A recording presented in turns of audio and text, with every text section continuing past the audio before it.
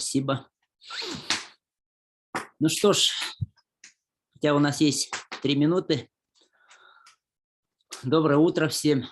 Я очень рад видеть вас и слышать вас, чувствовать вас в едином пространстве, находясь у себя дома. У нас разное пространство, у каждого свое собственное, рядом с собой, вокруг себя.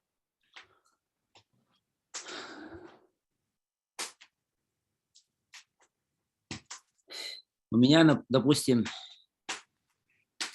сейчас уже, если видно за мной там в окошко, через окошко уже темнеет, уже день короткий наш якутский заканчивается. Но есть одно большое но сегодняшнего дня. По мышиному движению, по мышиному шагу, как говорили мои предки, день идет к свету.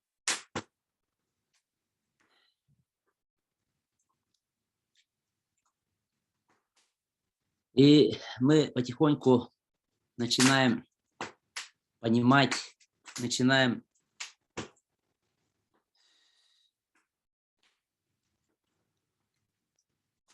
опять убеждаться в том, что выход есть. Наша встреча называется «Возвращение к свету».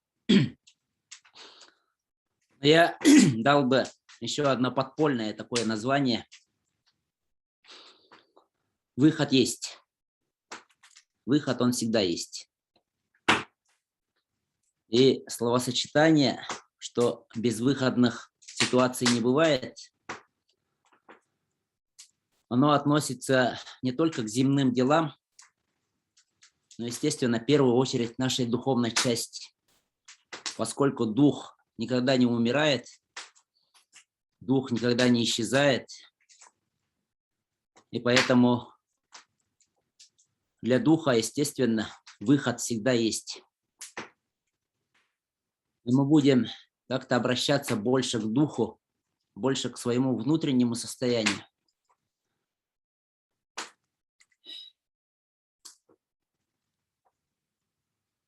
Чтобы этим ранним утром для тех, кто подключился более западной части, из более западной части нашей планеты, действительно, вот это утро, чтобы ознаменовало открытие чего-то нового. Но это открытие, как и при родах, при таких серьезных, сложных ситуациях, вначале всегда несет темноту. Точно так же, как, допустим, у нас на северо-восточной части нашей планеты сейчас очень короткие дни.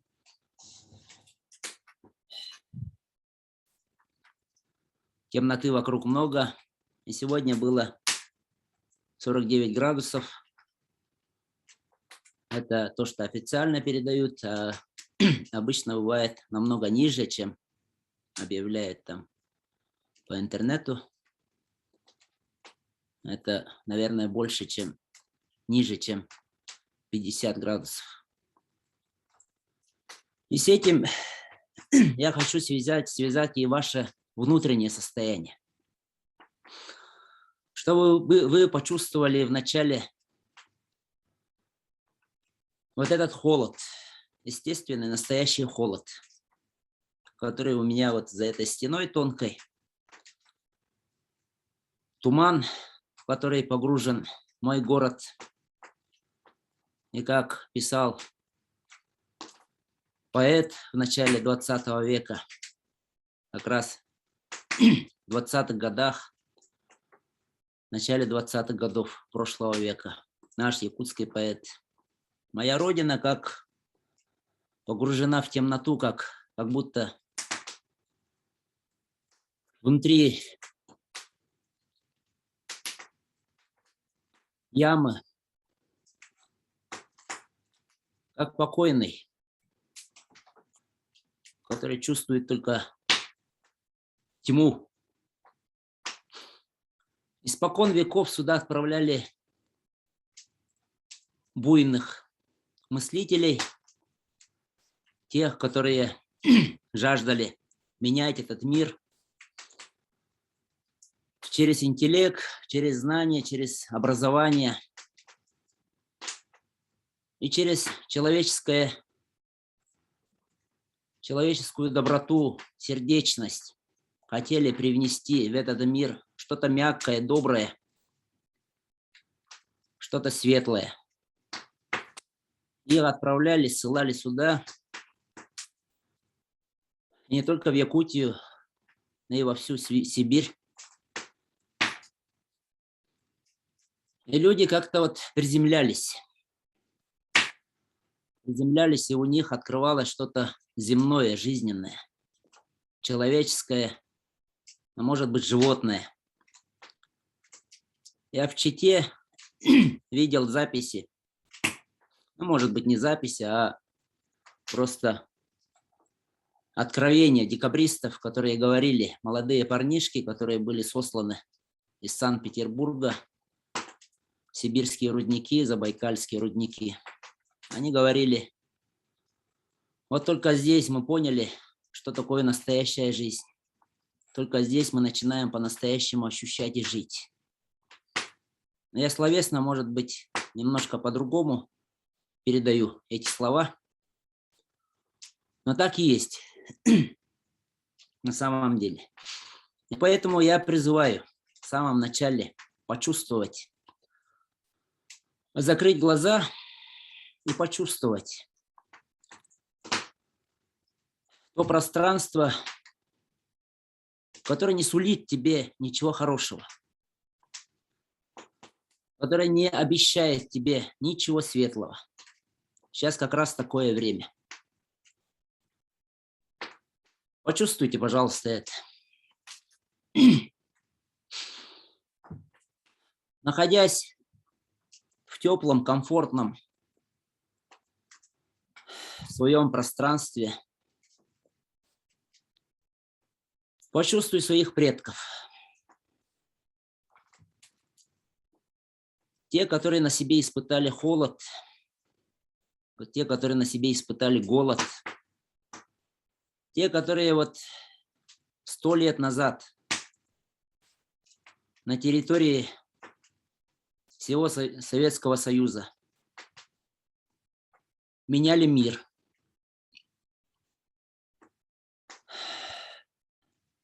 Вступали в гражданскую войну. И то время, когда идеи изменить мир были сильнее. Намного сильнее, чем внутренние свои ценности. Когда люди не считались со своими семейными ценностями. Когда люди не считались своим собственным даже мировоззрением. И было одно единственное желание – изменить мир. Что-то сделать лучше. Привнести что-то хорошее. Почувствуйте, пожалуйста, их состояние. В эти дни очень сильно открывается именно это состояние. Наше желание, наше коллективное желание изменить этот мир. Сделать что-то лучше. Потому что что-то сильно нам надоело. Потому что мы немножко все застряли в чем-то. И небо, земля и космос нам посылают такую энергию. Такую разрушительную энергию в начале.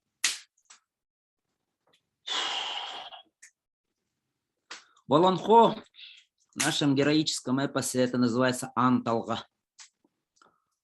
Анталга – это такая мощная космическая энергия, когда открываются врата небесные. И людям посылают поддержку, потому что что-то сильно надоело. Что-то очень сильно мешает ему чувствовать себя свободным. Выдыхайте, пожалуйста, эту энергию. Мы здесь собрались для того, чтобы пропустить эту энергию. Не ради того, чтобы услышать правильные слова спикера.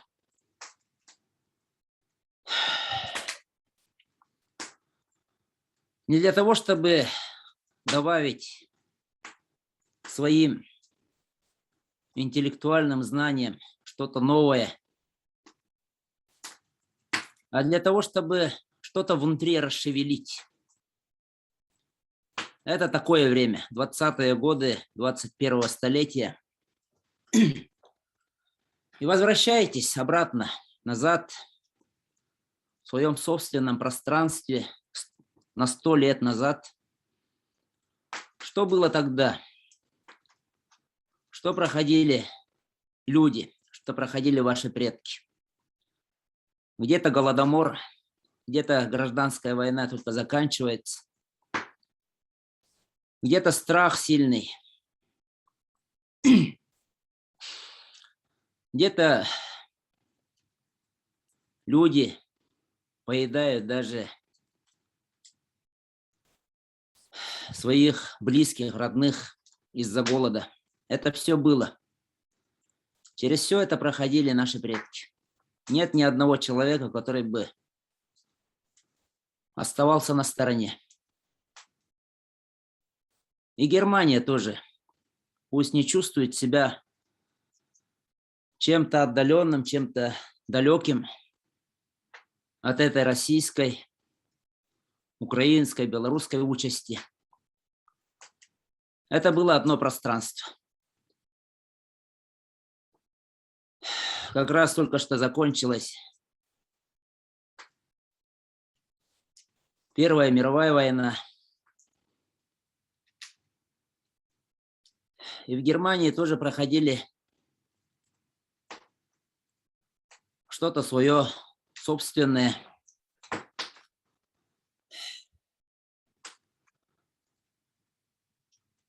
То, что сейчас называют возрождением.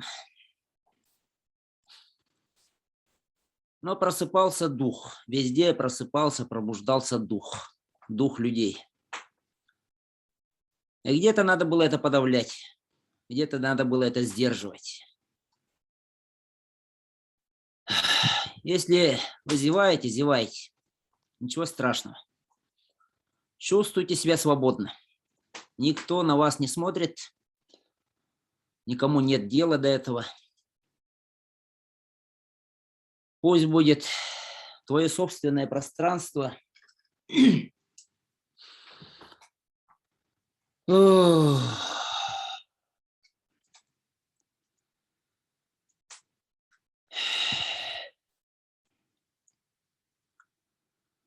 Я понимаю ваше беспокойство. У некоторых я чувствую это. Потому что нынешнее время не отпускает. Особенно у тех, кто сильно находится в деятельности. Кто сейчас, вот, посетив этот семинар, должен потом бежать куда-то дальше, что-то делать. Что-то запланировано.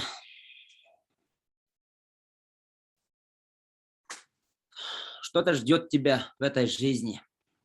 И ум говорит, ты должен это сделать. Ты должен идти по своему пути, а не возвращаться в прошлое. Потому что в моменте настоящем ты должен сделать свое собственное.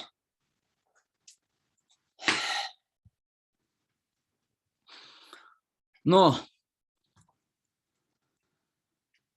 мы видим сегодня круговорот событий, круговорот естественного природного движения, что скоро наступит Новый год, потом придет весна, лето, осень и опять темные дни. Мы привыкли к этому немножко. Отпустите, пожалуйста, это привыкание. Ты можешь сейчас двигаться в обратную сторону. В обратную сторону. Для того, чтобы поглубже соединиться со своими предками. Для того, чтобы прочувствовать то, что они проходили. То, что было с ними.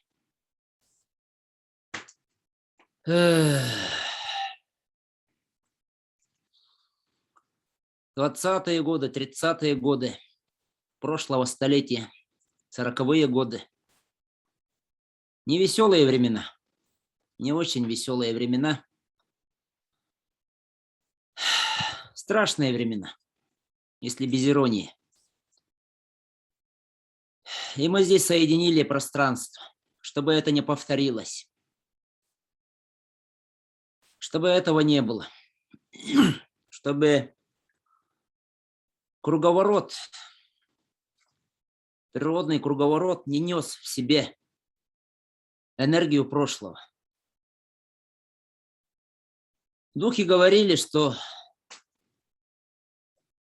с 15-го года, с 14-го года мы вступаем в темные времена для того, чтобы потом через десятилетия освободиться.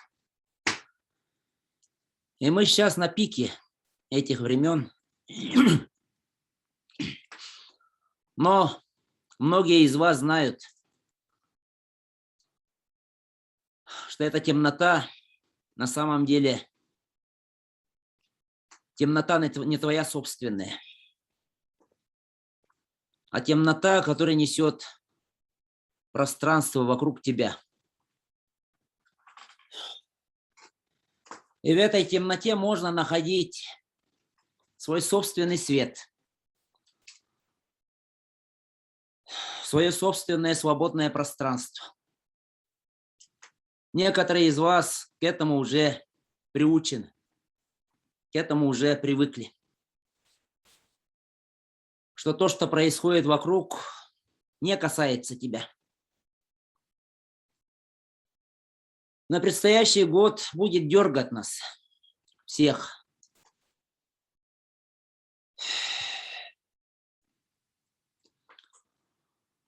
Но это не предостережение. И это не для того, чтобы ты испугался или начал готовиться к чему-то темному, еще более жесткому.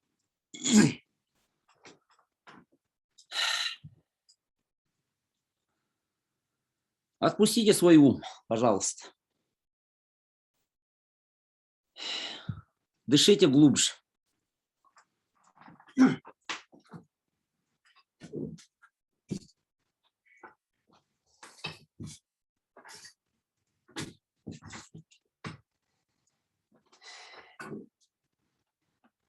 Если я умолкаю в какой-то момент, не теряй меня. Меня не теряйте. Я еще раз говорю, что я не спикер, а все мы вместе идем пространство через боль и запреты. Через боль и запрет. Те из вас, которые знакомы с холотропным дыханием, вы знаете, что есть стадия умирания. Ребенок перед рождением проходит эту стадию. Когда вокруг все сжалось, когда ничего хорошего внешнее пространство не предвещает,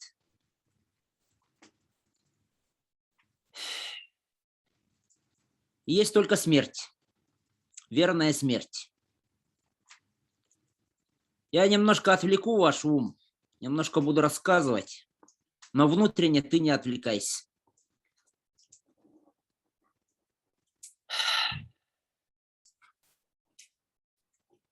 Для того, чтобы не отвлечься, почувствуй пространство огня. У меня за спиной огонь. Я сейчас сделаю обряд. Пусть этот огонь соединяет нас всех. Огонь дает свет, огонь дает внутреннее тепло. И пусть вода не застывает, пусть воздух не застывает, и пусть земля не уплотняется в твоем состоянии. Не теряйте меня.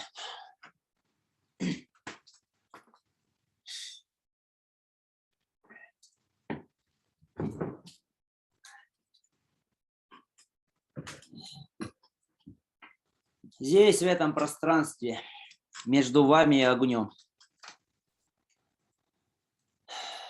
Делая этот обряд, я соединяю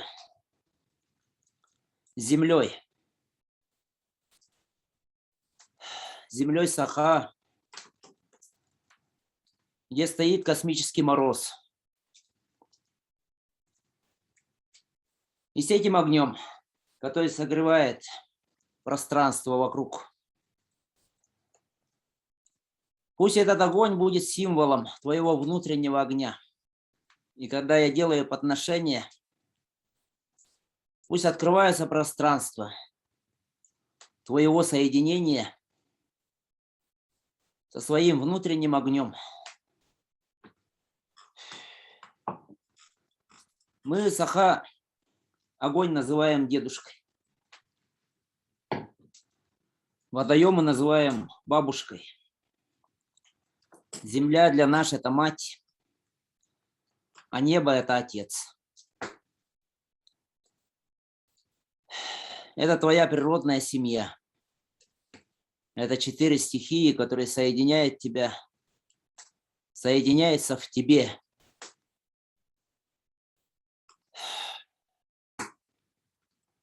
И делает тебя целостным человеком.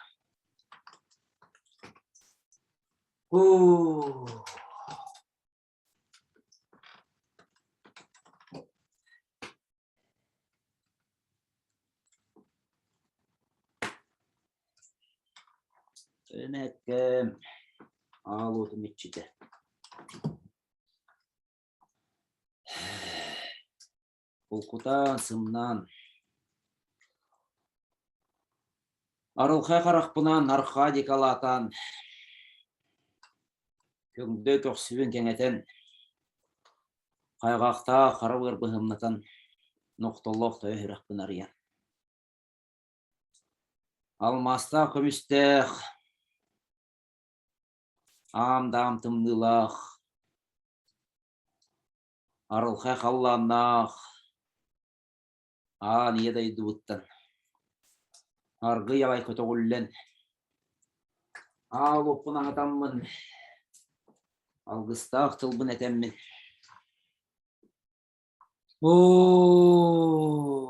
Аспыт кемнер. Анысханнарын арыяммын. Урукку кемнер. Орқаларын көреммин.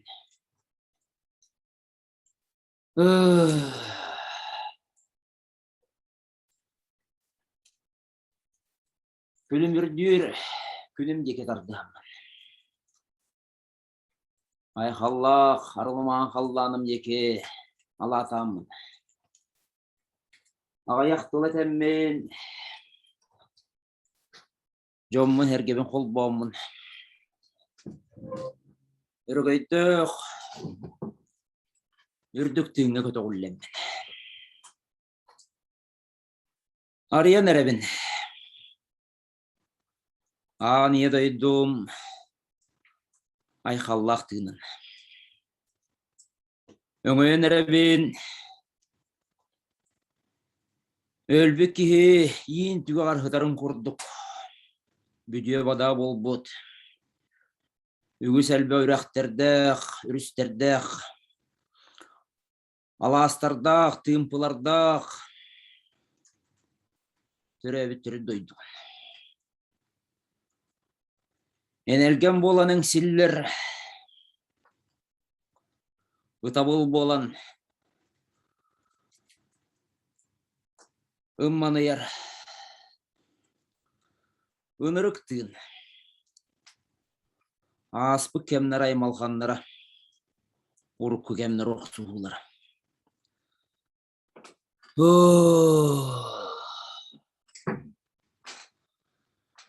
Пусть будет выдох.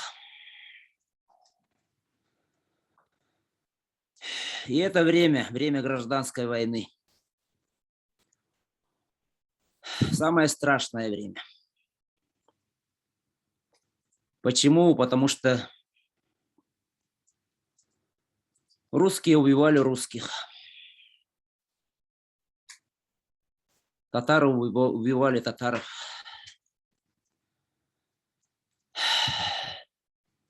Брат поднимал оружие на брата.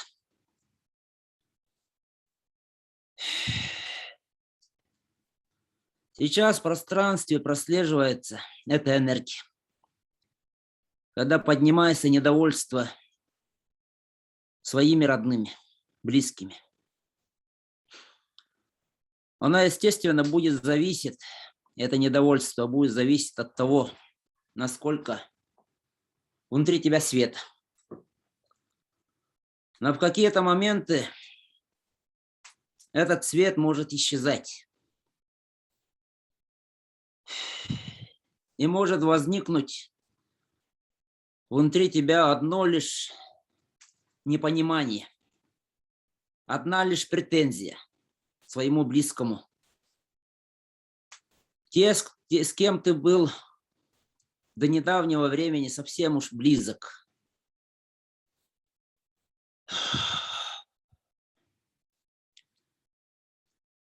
Делил свою еду, делился со своими мнениями. И вдруг человек становится тебе совершенно другим, отдаленным. Я никак не хочу программировать тебя к этому. Я никак не хочу тебя настроить. Твое подсознание к этому. Возможно, ты будешь на более поверхностном таком состоянии проходить все это. Но все равно это будет проходить, потому что смерть должна наступить. Смерть приходит тогда, когда мать тебя предает, когда рождение не случается, когда в утробе матери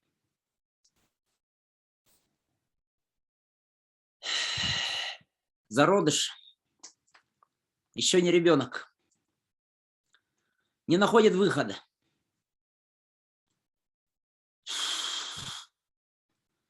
И время от времени будут приходить эти состояния, как будто выхода нет. И темнота будет кричать в твое ухо. Слушай, бросай все это. Беги отсюда, быстрей. Меняй быстрей свою жизнь. Предпринимай что-то новое. Ты должен что-то придумать. Это уже начинается. Посмотри на это глубже. И твой ум будет активен как никогда. Некоторые из вас будут думать, что это пришла мужская энергия, активная мужская энергия. Но это обман. Это не активная мужская энергия, это страх ума. Ум боится не выходить в этот цвет. Ум боится умереть, еще не родившись. Это память, это твоя память. И не только память твоего тела, это в первую очередь память твоих предков. Те, которые воевали друг с другом. Те, которые заставляли других страдать. Те, которые страдали из-за того, что близкие люди будучи в маленькой деревне, запрещает им забить свою корову, запрещает им пользоваться своей собственной мукой, молоть зерно, которое они сами вырастили. Это просто воспоминание. Воспоминание, что тебя вокруг предают. Что мама не разрешает тебе жить, появляться на этот свет. Проживай это состояние и запомни ключ. Ключ для того, чтобы родиться. Ты не должен жалеть себя. Если появляется жалость к себе, ты тут же застреваешь. Если ты вдруг скажешь: мне холодно, природа обязательно отзовется и скажет: ну и что тебе холодно? Если ты скажешь: мне плохо, природа обязательно отзовется и скажет: ну и что тебе плохо? Ты просто песчинка. Такая же песчинка, как и 8 миллиардов песчинок. Проходи этот путь. Выход есть. Выход должен быть. Но если ты раньше времени скажешь, что выход есть, если раньше времени твой ум обрадуется, то это будет поверхностно. Внимательно вникай в эти слова. Пусть эти слова ведут тебя не в жалость и не в жесткость. Выдыхай. Выдыхай, отпускай. Очень важно, чтобы не было никакой жесткости. Вера должна оставаться. Вера в Бога.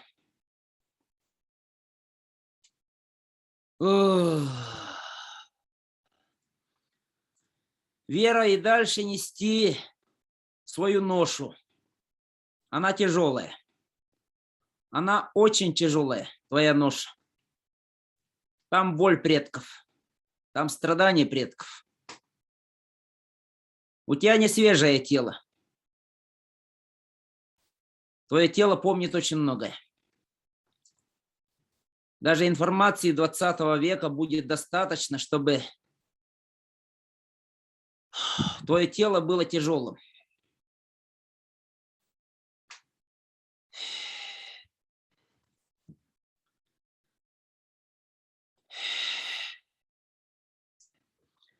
Дыхание помогает тебе.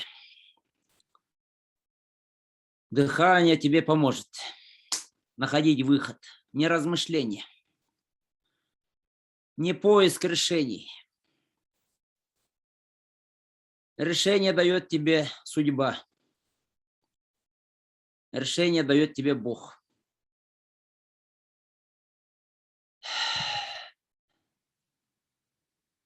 Ты предполагаешь, а Бог располагает.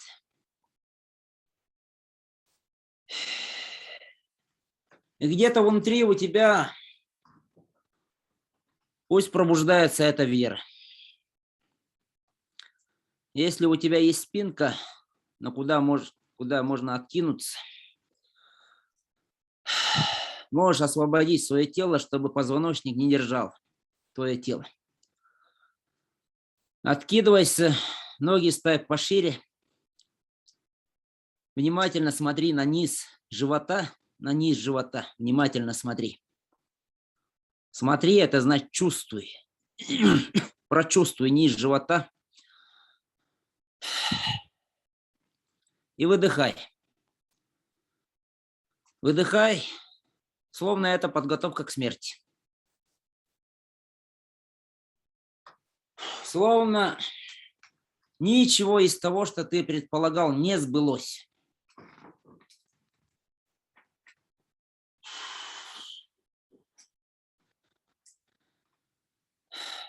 Иди в смерть. Иди, пожалуйста, в смерть. Смерть – это принятие. Это безысходность. Для того, чтобы тебе дали выход, Ты сначала должен почувствовать эту безысходность. Но не на уровне ума.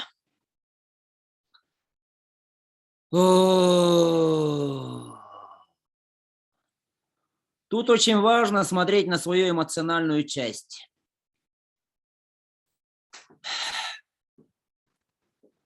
Часто здесь играет эмоциональная часть. Особенно у тех, у кого славянской части много. Предков славян много.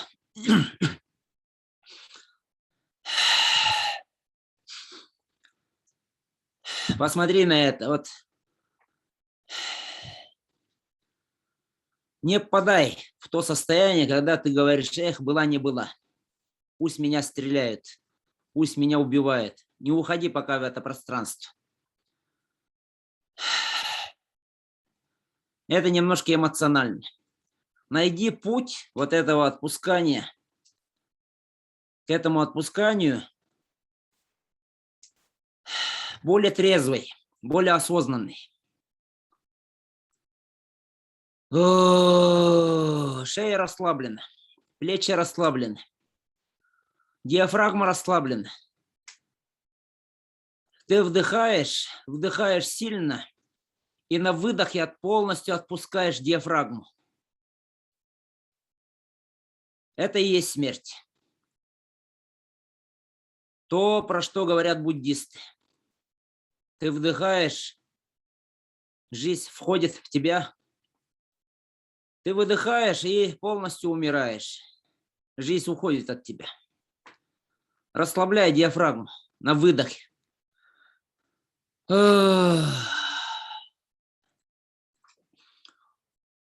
Чувствуй на выдохе себя как пустой мешок. Или мешок с картошкой, которую выбросили из кузова машины в землю. И всей тяжести этот мешок падает на землю. И ни одна мышца в твоем теле больше не держится за жизнь. Вернее, не боится за свое пространство. Полностью отпускает.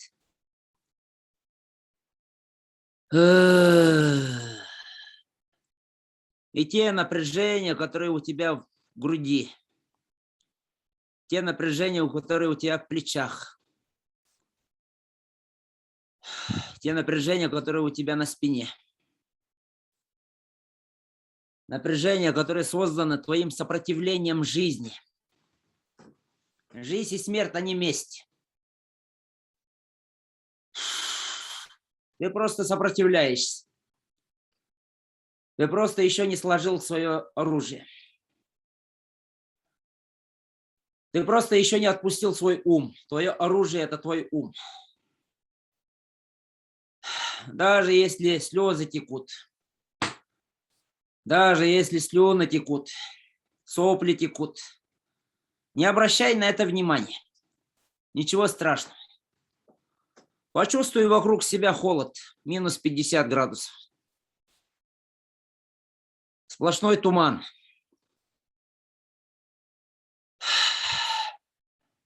Ничего не видно. Ты идешь. Впереди 1000 верст пути. Ты идешь воевать за идею, за незнакомый тебе народ, за непонятную еще власть. Особенно мужчины. У вас очень сильно сидит вот это воспоминание. Выдыхайте, почувствуйте это. Это состояние. Особенно мороз. Особенно мороз, который сковывает тебя.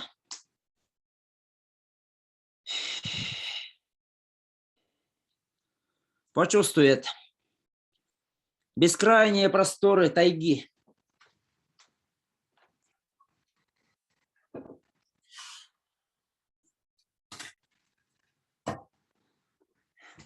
Никем не населенное пространство.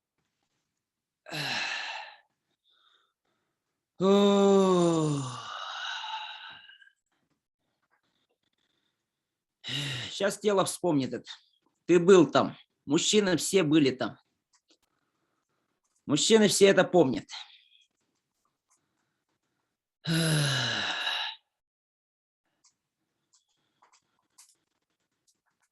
Безысходность. Полная безысходность. Телесная безысходность. Когда лишили тебя этого комфорта, который есть сейчас вокруг тебя.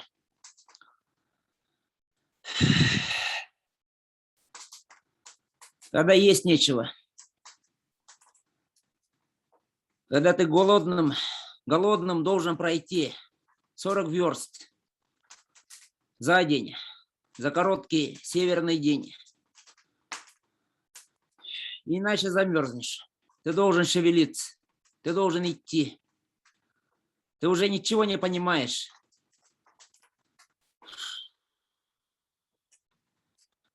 Ты уже ничего не понимаешь.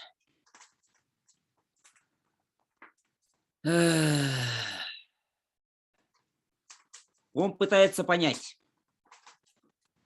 и ориентироваться в этом пространстве. И в том, в котором я тебя веду. И в том, в котором я тебе предлагаю быть. В этих обоих пространствах ты заблудился. Я это вижу. Ты не можешь дальше идти туда. Страх тебя сковывает. Не пускает тебя туда.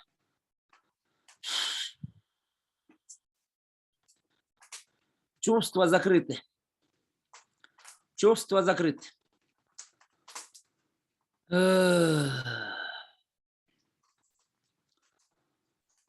Почувствуй холод. Я понимаю, что очень сложно почувствовать холод, будучи в теплом помещении. Это очень сложно. Я это понимаю.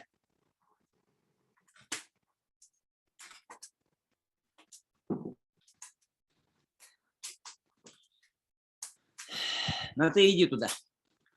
Попробуй идти туда.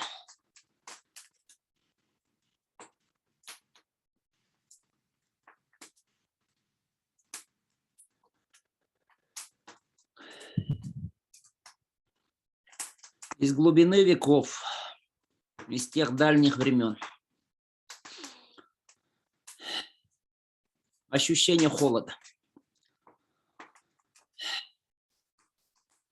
И твой страх перед холодом, перед морозом.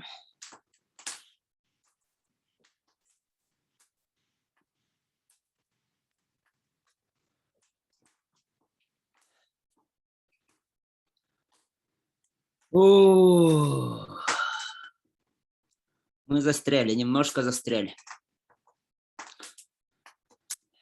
Сделайте выдох, потянитесь, потягивайте руки.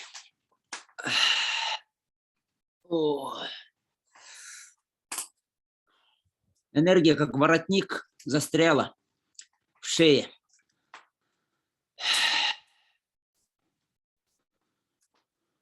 Потому что очень сложно.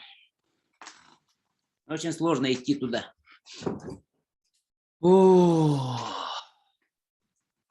Есть страх, есть запрет.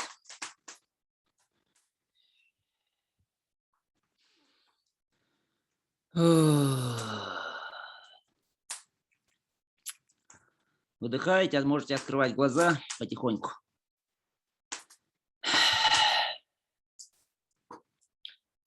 Немножко застряли.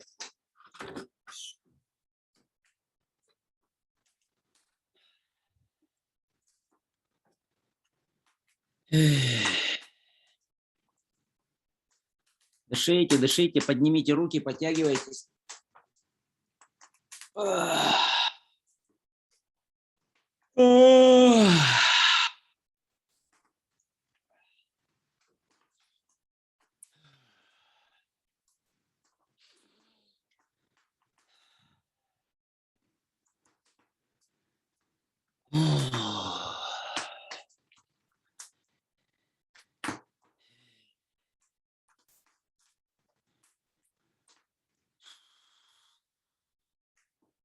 Вдох и выдох.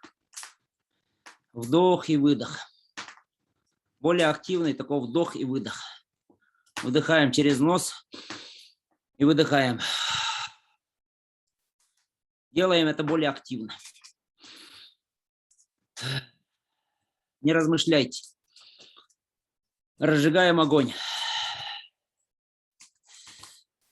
Когда огня нету, сложно почувствовать и холод. Мороз сложно почувствовать. Ваши тела у многих боятся холода, мороза боятся. И создана защита. Дышите, дышите, дышите. Вдыхайте и выдыхайте. Пока не надо сильно активно двигаться, можно оставаться в сидячем положении и просто дышать. Просто дышать. Если рядом кто-то есть, не разговаривайте. Не разговаривайте. Вдыхайте и выдыхайте. Вдыхайте и выдыхайте. Мы должны как-то пройти это. Мы должны открыть пространство. До того, как природа заставит нас это почувствовать. Сами должны прийти осознанно к этому состоянию. Возможно, многие не понимают того, чего я хочу от вас. Но просто делай, просто будь в доверии. Просто будь в доверии, просто вдыхай и выдыхай. Делай это активно. Делай это активно. Вдох и выдох. Войди в шаманское пространство. Состояние шамана.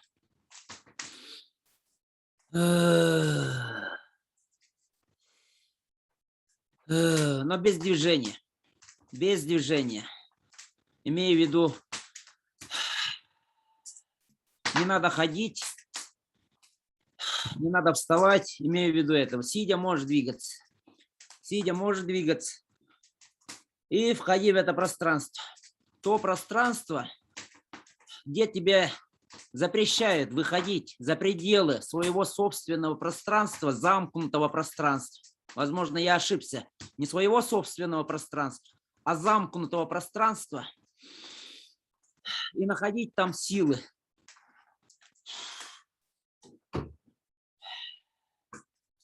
Силы для того, чтобы почувствовать, расширять вот это пространство. Когда ты будешь вставать, это будет немножко по-другому. Ты сидишь, сидя дышишь. Вдох и выдох, сильный. Вдох и выдох. Себя не жалеешь. Ум будет себя жалеть, ум будет пытаться что-то находить. Более рациональное, более логическое. Что это мне дает? Что за этим следует? А за этим ничего не следует. Ничего не следует. Может быть, конец. Как конец коридора. Ты уткнешься в стенку, и тебя поставят к стенке. Ты просто дышишь. И ничего знакомого тебе. Ничего знакомого. Ты ничего не знаешь. Ты первопроходец. Дыши, дыши, дыши, дыши. Войди в состояние.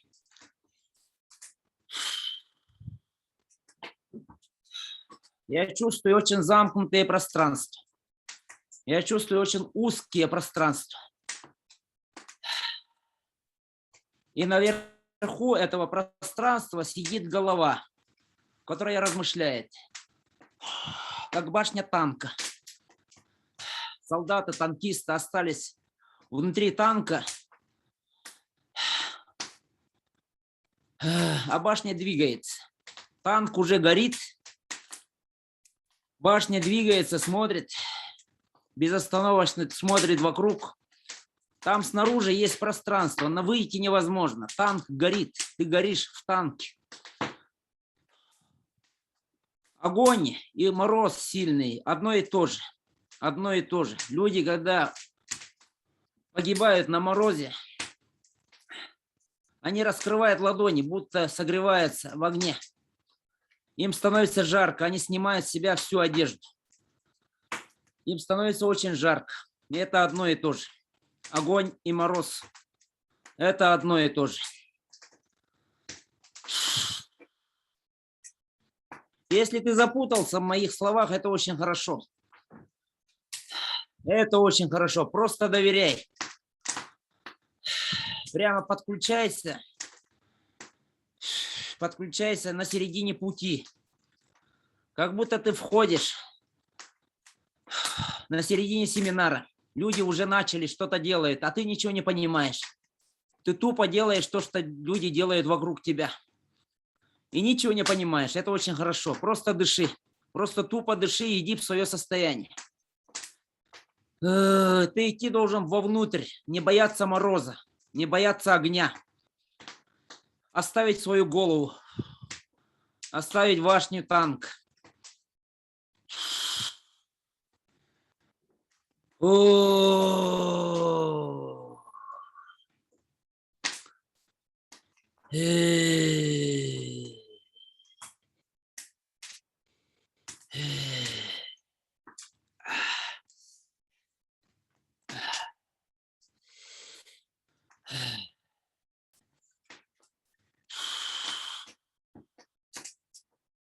Дыши, дыши, дыши, дыши, дыши. Дыши, дыши, дыши, дыши, дыши. Ты мало дышишь. Мало жизни тебе. Тебе мало жизни. Ты больше размышляешь. Ты больше размышляешь.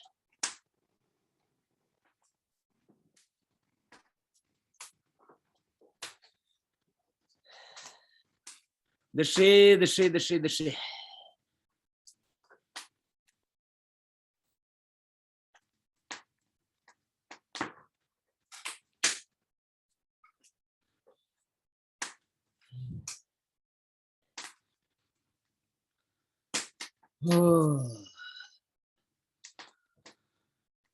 Теперь наклонись вперед. Полностью наклоняйся вперед.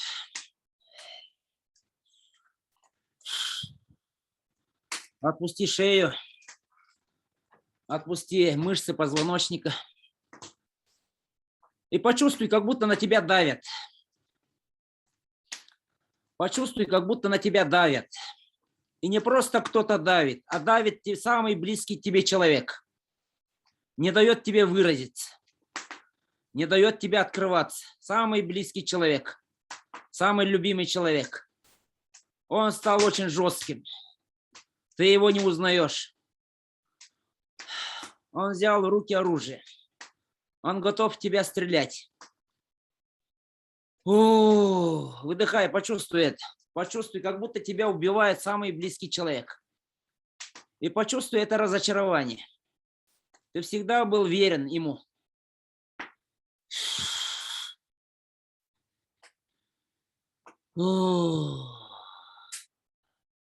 Ты всегда был предан ему.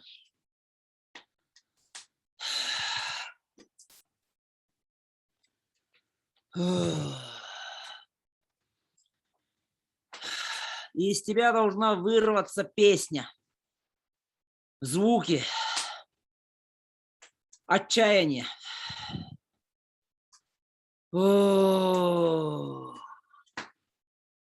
Отчаяние, именно отчаяние.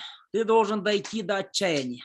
Природа сейчас хочет нас довести до отчаяния, а мы все сопротивляемся, потому что башня танка еще вертится вокруг, смотрит, рационально думает. Там командир сидит на башне. Это твой ум. Он хочет найти выход. Но командир отрезан от тебя. Ты остался один. И мороз тебя сковывает. Сильный мороз тебя сковывает. Тебя полностью отрезали от остального мира. Полностью отрезали от остального мира. И помощи ждать неоткуда. Помощь не придет. Следующий час не наступит. Даже, возможно, следующая секунда не наступит. Ты должен идти в это разочарование. Оставь в покое свой телефон, свой компьютер, оставь в покое. Полностью обрати внимание на себя. Никого нету вокруг. Даже если супруг или супруга сидят рядом, никто не может тебе помочь. Ты остался один. Внимательно посмотри на это. Тебя отрезали, полностью отрезали от всего остального мира. И последний твой выдох, последний твой вдох.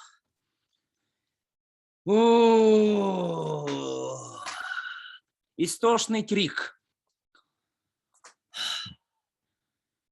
Тот крик, который издавали твои предки, когда их предавали. Когда родственники, которые за границей брали оружие и шли к ним, чтобы убивать. Те друзья, с которыми ты был вчера вместе, с которыми ходил в поход, вчера только, они прониклись какой-то другой идеей и отвергают тебя. Полностью тебя отвергают.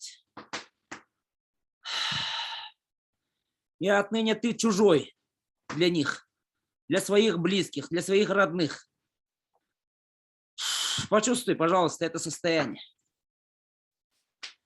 Когда бывшие твои сослуживцы ставят тебя к стенке. Хотя только вчера ты их вел в бой. Хотя только вчера ты был их командиром, их полководцем. А сегодня они служат другому и ставят тебя к стенке. Не размышляй об этом, не размышляй. Пожалуйста, не размышляй. Дыши, дыши, дыши. И почувствуй это недоверие к своему родному, к своему близкому, своему вчерашнему другу.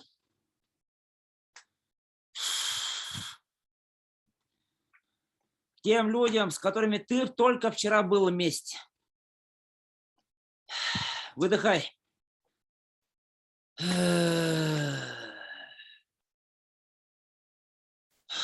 Выдыхай, выдыхай, выдыхай.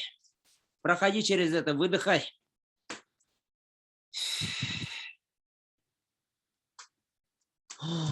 Сделай выдох. Свободный выдох. Выпрямляйся, почувствуй позвоночник, потягивайся.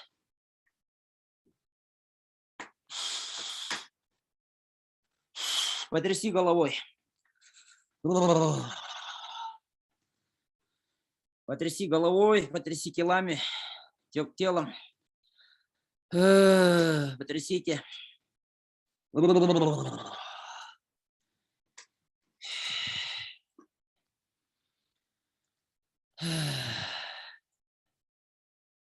Немножко прошли. Хорошо, чуть-чуть прошли.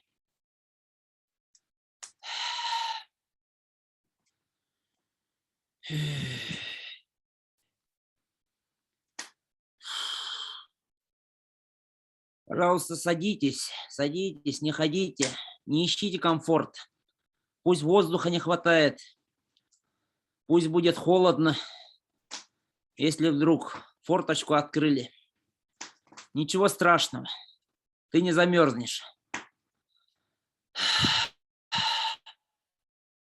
Пусть будет жарко, пусть будет холодно, ничего страшного.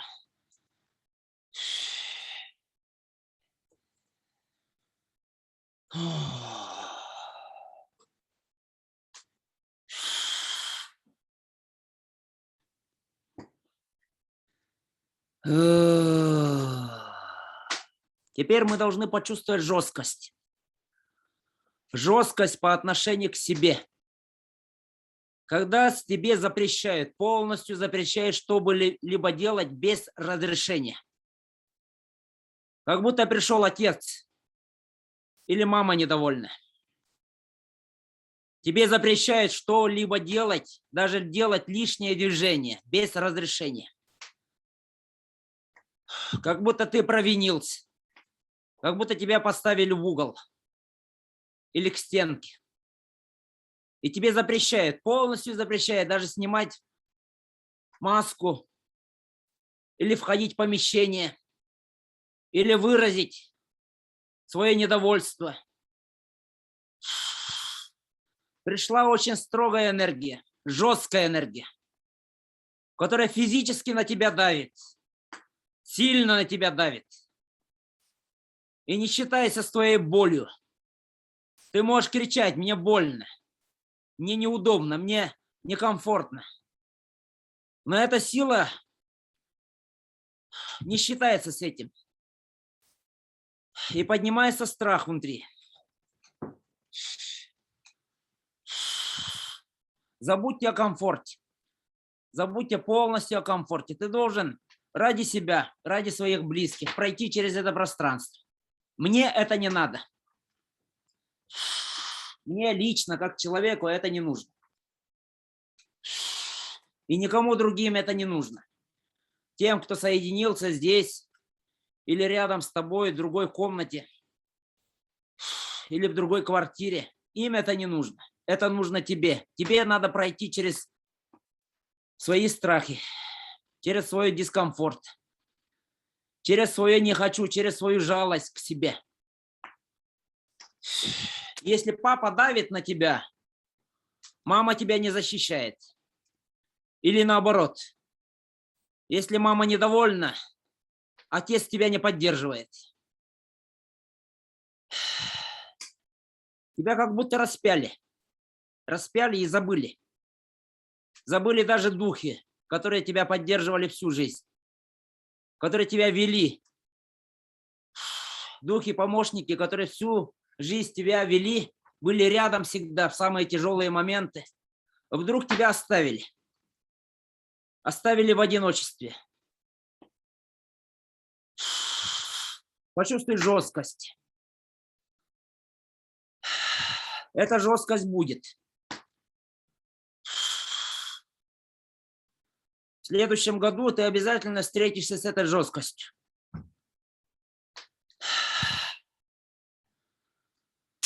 Но ты можешь пройти заранее это, осознанно, чтобы это не было болезненно.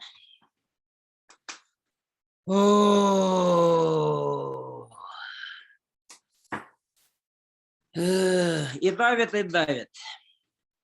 Принимая все более жесткие и жесткие законы. Все больше и больше ограничивает твое пространство. Неважно, откуда это приходит. Неважно, кто является источником этой жесткости. Неважно. Самое главное, чтобы ты ощутил эту жесткость. Самое главное, чтобы ты понял, что эта жесткость направлена на тебя. Именно на тебя. И тот ум, который тебя успокаивал до сих пор, социальные сети, где тебя друзья поддерживают, твои встречи с родными, близкими, с друзьями, они больше не имеют той силы, которые были раньше. Дыши и вдыхай. Вдыхай и выдыхай. Почувствуй эту жесткость.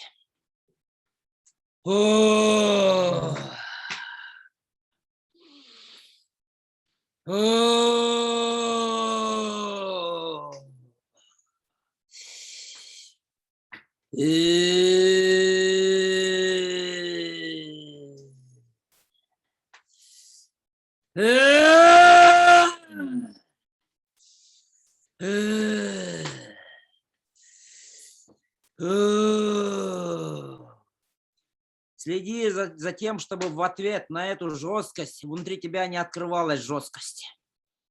Твоя жесткость ничем не поможет. Потому что это не жесткость одного отдельно взятого человека. Это жесткость космоса. Это жесткая космическая энергия. Это жесткая земная энергия. Это жесткость всего общества. Почувствуй это. Ты должен пройти через это осознанно. Выход есть. Ты это знаешь. И выход это твоя вера. Твоя вера в Бога. Твоя вера в светлую силу. Что рождение случится. Даже если ты умрешь. Даже если тело погибнет. В следующем году. Где-то, может быть, в автокатастрофе. Может быть, авиакатастрофе. Может быть, на войне. Где-то. Эта смерть случится. Твой ум будет спорить. Это со мной не случится. Это не про меня. Но, возможно, это именно про тебя. Кто его знает? Кто посмотрел на судьбу? Кто заглянул в судьбу заранее? Нет такого. Возможно, в следующем году тебя ждет только одно лишь лишение. И то, что было, все закончится. И друзья твои отвернутся от тебя. Никто не будет тебя успокаивать. Родные от тебя отвернутся. И ты почувствуешь старость в своей квартире. И боль, болезнь. И эта болезнь не будет такой, какой была в прошлом году, в уходящем году, когда надежды еще были. Когда твой ум говорил, это нормально, это пройдет. Многие мои знакомые прошли через эту болезнь. Это временно. Твой ум будет всегда так успокаивать. Но в какой-то момент обязательно в следующем году почувствует тупик. И это очень важно. Это очень важная часть твоей жизни для того, чтобы произошло вознесение. Но я предаю тебя, когда говорю про это, потому что, опять же, это как приманка в ловушке.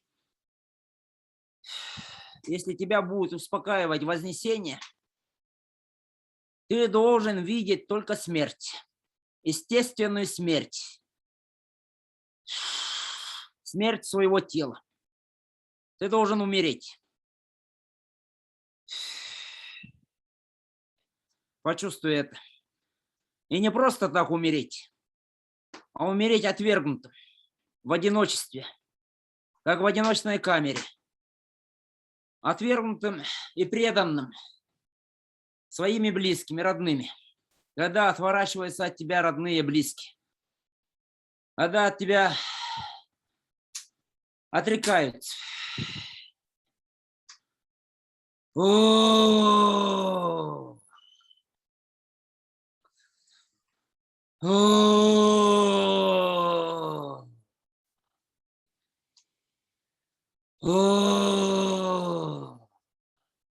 И пусть твой ум говорит, все, это конец. Все, это конец. Конец цитаты, конец жизни, конец твоего пути.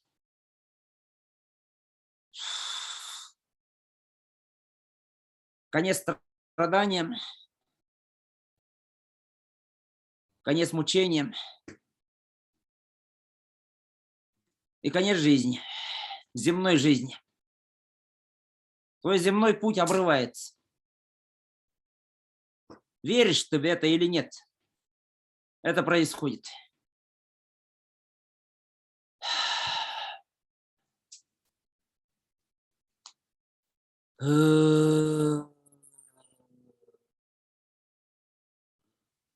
И никто тебя не жалеет.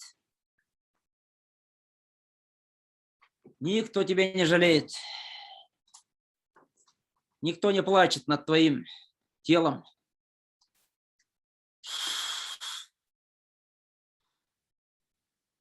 Просто так случилось. Прими это. Прими и иди в глубину.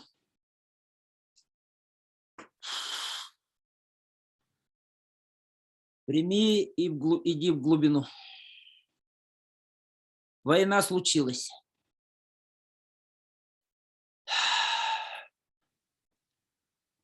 Ничего не остановило Третью мировую войну.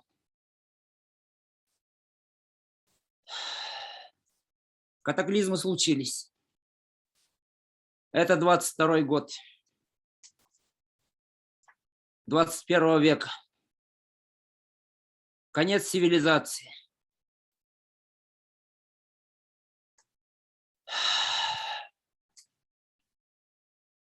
Конец движения.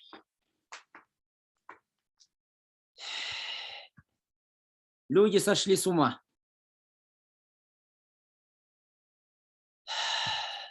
Родственные народы истребили друг друга.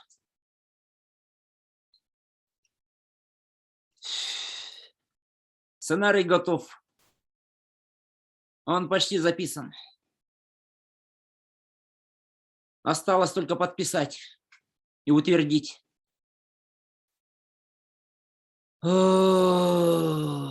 И ничего не спасет тебя. Ни твои практики, ни твои знания, ни твои друзья. Каждый за себя был. Каждый пытался спасти свою шкуру.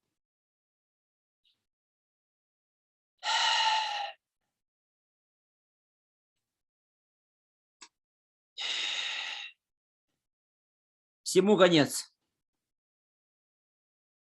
Выдыхай, отпускай все это.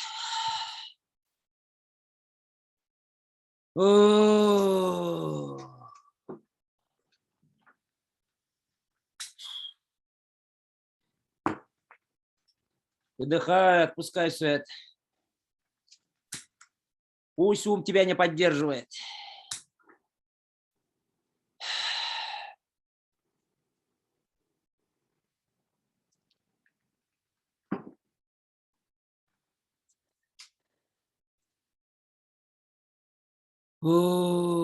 Успокаивайся, успокой свой ум. Тупик. Приди в этот тупик.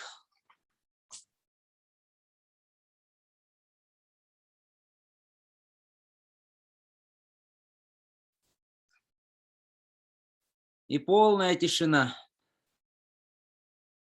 Полная тишина вокруг тебя. Космический мороз, который сковывает твое тело, который опустился на планету.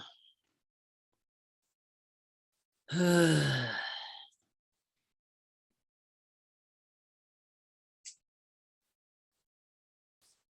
ничья идея не сработала. Ничья идея спасения опять не сработала. Человечество не спаслось.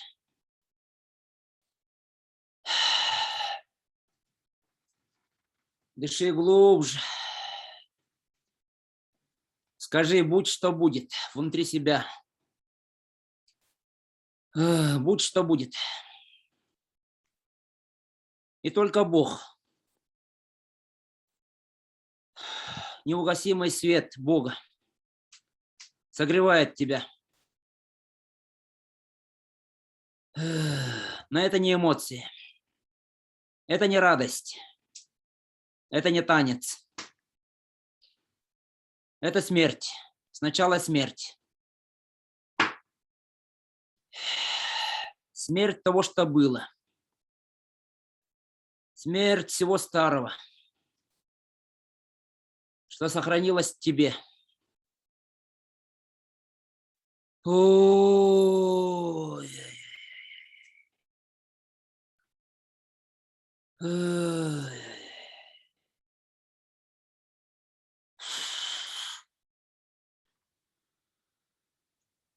Ой.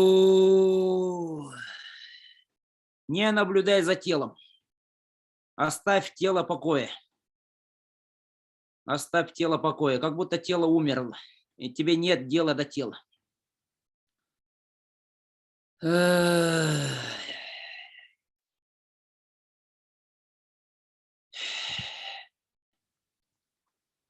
Пустынная земля, выжженная огнем.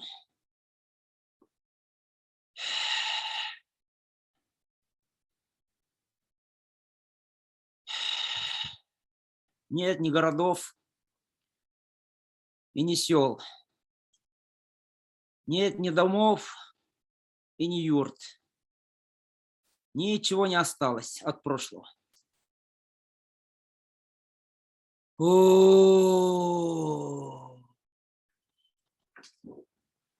ничего не осталось. Остался Бог.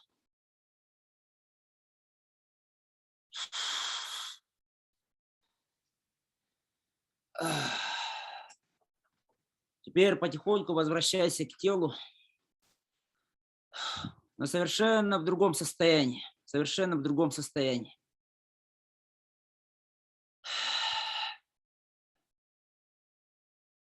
Совершенно в другом состоянии. Когда ты полностью все отпустил.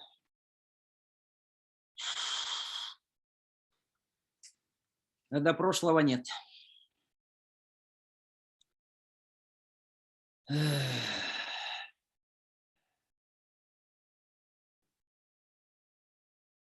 О, глаза пока не открывай. Пустота. Та пустота, которую ты искал внутри себя. Пусть эта пустота будет вокруг тебя. Ничто тебя не подпитывает. Ничто тебя не успокаивает. Ты оторван от внешнего.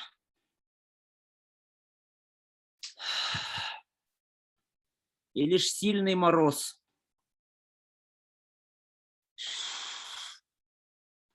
и непреодолимая сила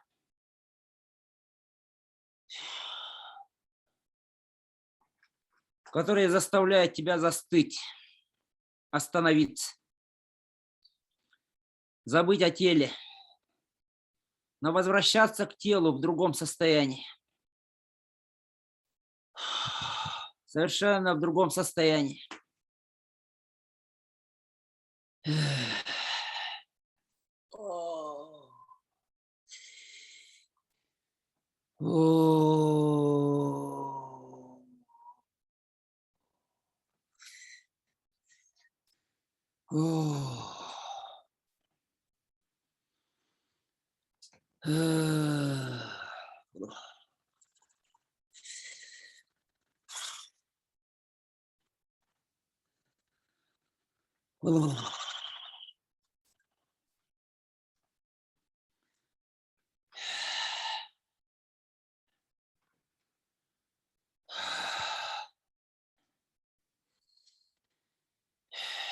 Тело всегда будет тосковать о прошлом.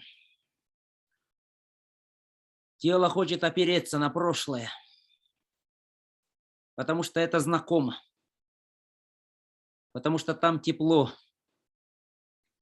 потому что там есть знакомое пространство, любящее пространство, там мать и отец, те, которые любили.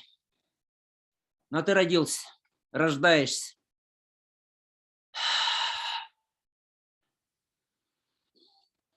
И ты не должен нести на себе крест прошлого. Ты должен родиться чистым, не в страданиях и муках, а в полной свободе. Полной свободе от своих страхов, которые тоже родом от прошлого. О,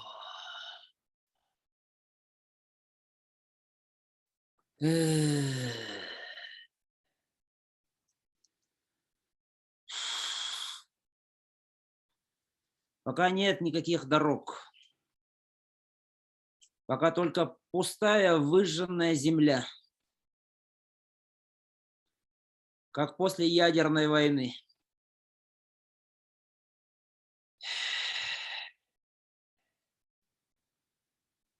И сильный мороз.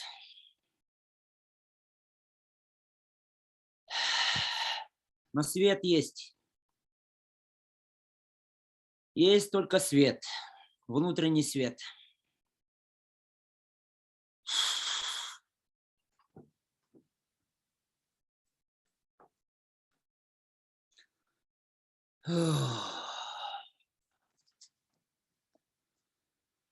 Ание дойдум хорук тимирдара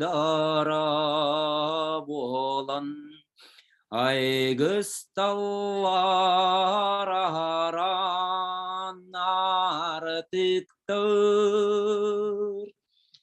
Олы хорук тимир бир кылы тамма болан тақсабын көжамин аян солугар. Айгысты тас оқмантан сағалан аллар бит. Анды дуар гирар артык тахара. Манна келен семейдик түмүктен эллер бит. Андойду сон сурақтақ соллара. Арыды тылы бит бирауг боламын. Оқсун аяннары аянны бен. Арыт томараға мұттығыт күрдік. Туара жон ирдарыгар мұнчарабын. Айгысты тас оқмантан сағалан аллар бит. Анды дуар гирар артык тахара. Манна келен семейдик түмүктен эллер бит. Анды ду сон сурақтақ соллара. Анды ду сон сурақтақ соллара. Ол әрі қаянда өтіқ көртін өбін. Үрбіт аянатыны еңерсиян. Олулу түбелерден түннен сөгі долгуя. Көрібін түрібіт аласпын. Айгысты тас оқмантан сағалан аллар бит. Анды дуар гирар артык тахара. Манна келен семейдик түмүктен эллер бит. Анды ду сон сурақтақ соллара. Анды ду сон сурақтақ соллара.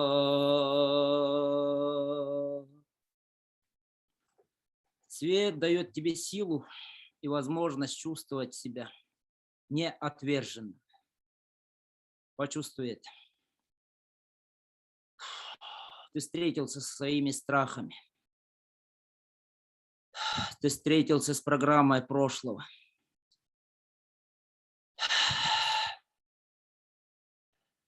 Внутри себя, внутри каждого из нас была заложена эта программа.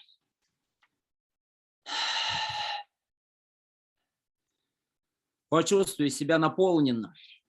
Ты всегда шел по жизни к Богу. Не к своим успехам, не к поддержке внешних сил, а к своему Богу, своему собственному Богу. Если даже ум говорит, что Бог один, Бог един для всех нас,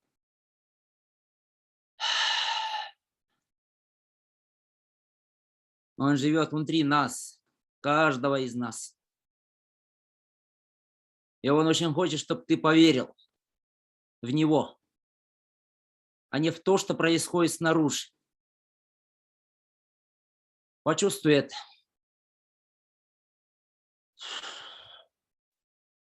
Рождение случилось.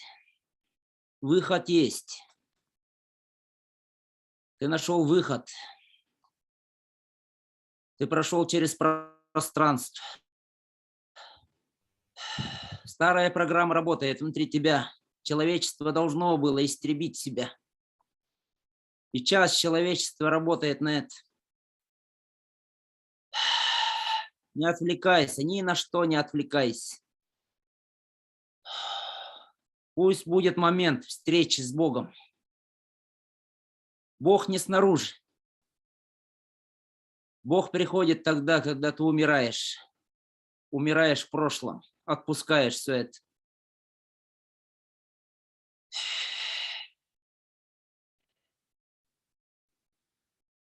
И смело встречаешь свою старую программу. Не свою собственную, а ту программу, которую когда-то в самом начале создало человечество. И Бог говорит, эта программа не работает. Но пусть это не будет успокоением для твоего ума. Пусть это будет возможностью смело встречать самые темные дни и направляться к свету. Обратиться к свету. Не в своих действиях, не в своих правильных действиях. Что бы ты ни делал, в твоих действиях всегда будет часть неправильного.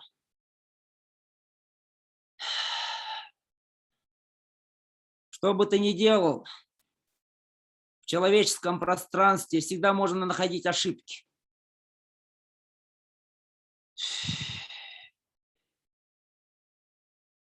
Не суди себя.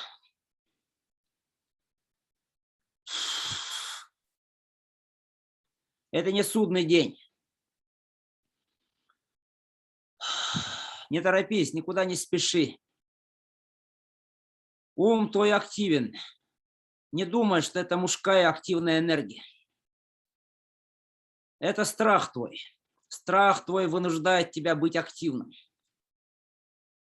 Не ощущать эту жизнь, а больше действовать. Не выжидать, не наслаждаться, а действовать, действовать, действовать. Все время действовать, чтобы отвлечься, чтобы утешить себя, что ты делаешь правильно.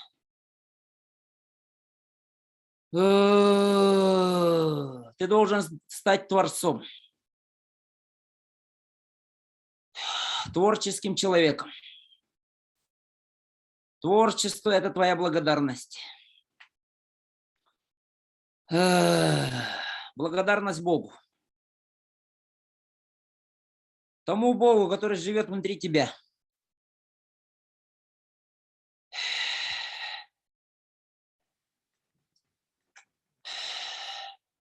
А не тому Богу, который поддерживает тебя, хвалит тебя за твои правильные действия.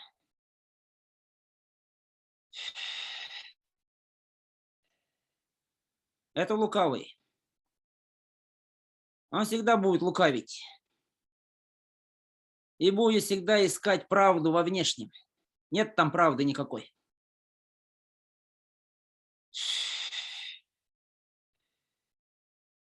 Иди вглубь себя. Иди вглубь себя и дыши свободно.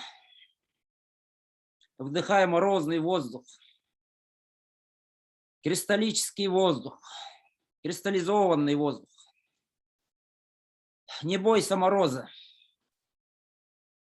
Открывайся морозу.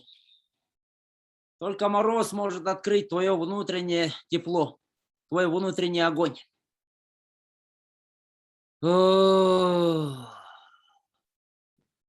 Те люди, которые купаются в минус 55, 56, они испытывают это. Это не призыв к тому, чтобы ты подражал этому. Огонь может загореться и в других обстоятельствах. Самое главное, чтобы была вера. Вера в Бога. Вера в себя, своего внутреннего Бога. Твой ум привык размышлять. Для ума есть тупик. 22-й год. Четко предназначенный. 22-й год. Это переходный год. Это жесткий год. Но он может стать годом встречи с самим собой. Годом обращения к своему внутреннему свету.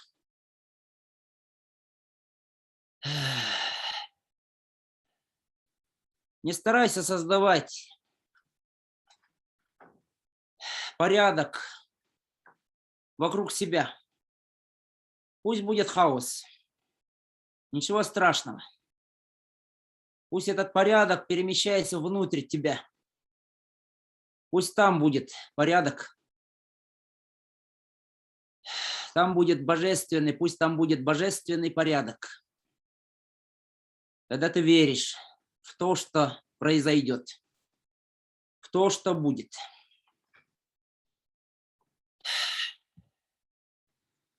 И теперь открывай свое сердце, грудину и вспоминай своих близких, своих детей. Возможно, тех, которые бегают рядом и не дают тебе покоя. Своих родных по крови, своих любимых, тех, которые находятся рядом с тобой. И тепло вас соединяет. Тепло. Там есть опасения.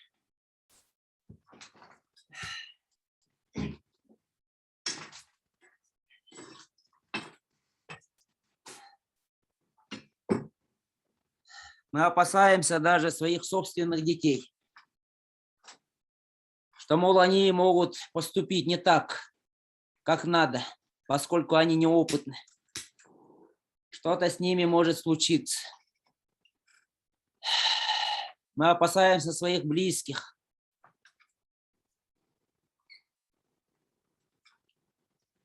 Мол, они могут сделать что-то неправильно. Не уходите в сентиментальность.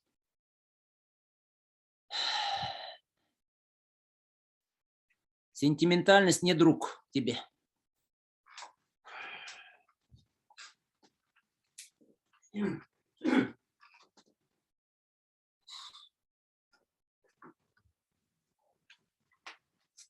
И жесткость тебе не друг.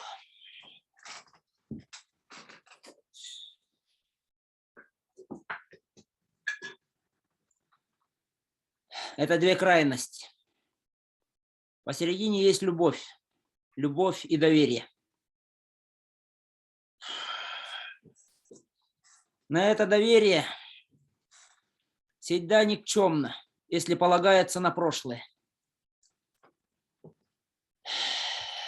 Это доверие всегда никчемно,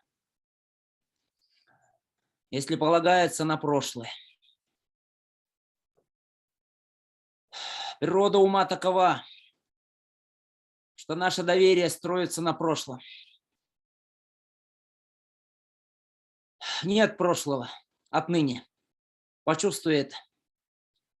Есть реальность. Есть то, что происходит. И ты не находишь покоя, поскольку нет людей, которым можно было довериться полностью.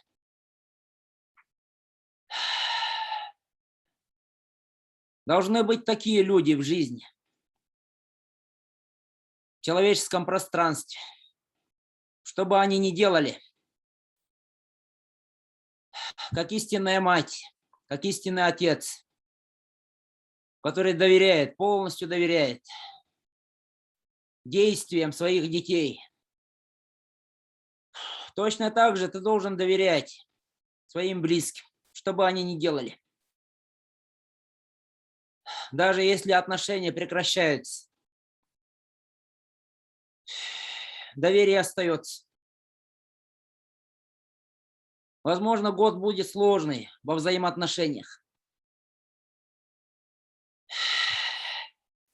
Если ты будешь требовать от другого правильного отношения к себе, ты просто получишь выжженную голую землю и ничего более. И больше ничего не будет в твоей жизни. Будет одиночество, тоска одиночества,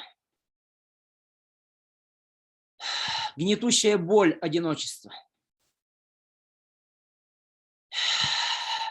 и отверженность, как будто тебя отвергли, как будто твои действия не оправдали.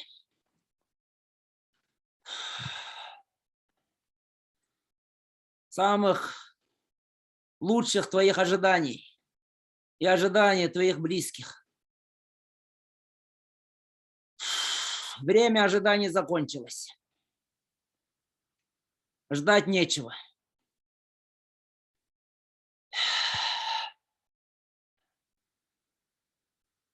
Если в человеческом пространстве мы всегда знаем,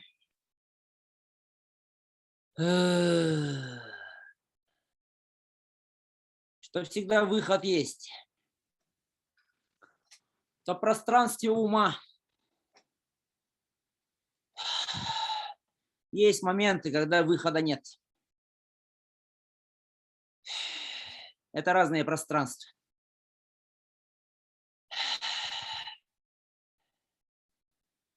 Не размышляйте, не надо размышлять.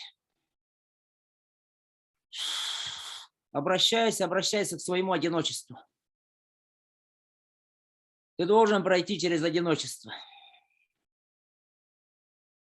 Даже если ты чувствуешь чью-то поддержку, ты обязательно должен пройти через одиночество.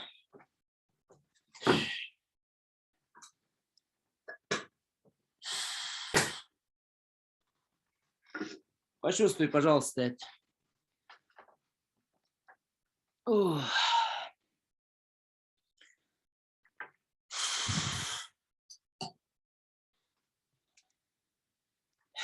Теперь про ответственность. Многие из вас несут на себя ответственность за будущее. После того, как мы поговорили про возможный сценарий, сейчас многие из вас будут думать, задавать вопросы. А действительно ли это может быть? Действительно ли может случиться что-то страшное? Я скажу, да, может случиться. Возможно, это все. Мы ни от чего не застрахованы. Все может быть.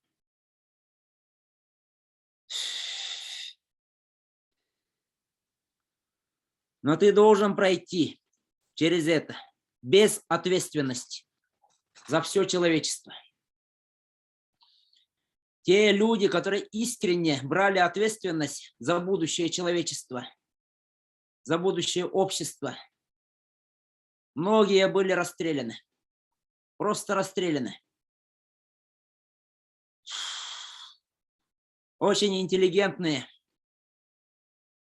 воспитанные люди очень правильные, которые боролись за счастье человечества, просто-напросто были расстреляны. Просто-напросто в конце жизни были разочарованы. Все потому, что все из-за того, что они брали ответственность. Ни за семью, ни за тех людей, которые сидят рядом с вами. Нельзя отныне брать ответственность. Каждый должен жить самостоятельно. Конечно, если у тебя маленькие дети, у тебя есть ответственность, как родителя. Ты ответственен за их жизнь, за их будущее. Но это другая ответственность. Посмотрите на эту грань. Ту грань, которая разделяет с той ответственностью, которую вы берете за все общество. Если вы будете брать ответственность за все общество, вы будете разочарованы. И буквально в следующем году, в 2022 году, это очень интересный год. Я никогда не говорил перед началом года такие вещи. И дело даже не вовне, а дело в том, что идет энергия. Такая мощная, жесткая энергия, которая будет время от времени пробуждать ваш страх, ваши сомнения. И никакие правильные действия не будут утешать вас, тешить вас. И в этом вы будете разочарованы. Будете метаться, просто-напросто метаться из угла в угол, от угла в угол. Это просто послание такое.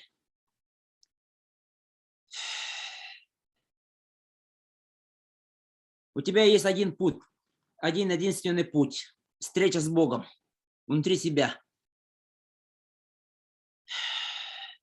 И когда я говорю про это, я чувствую, что многие говорят, да, если я встречу с Богом внутри себя, тогда обществу будет легче.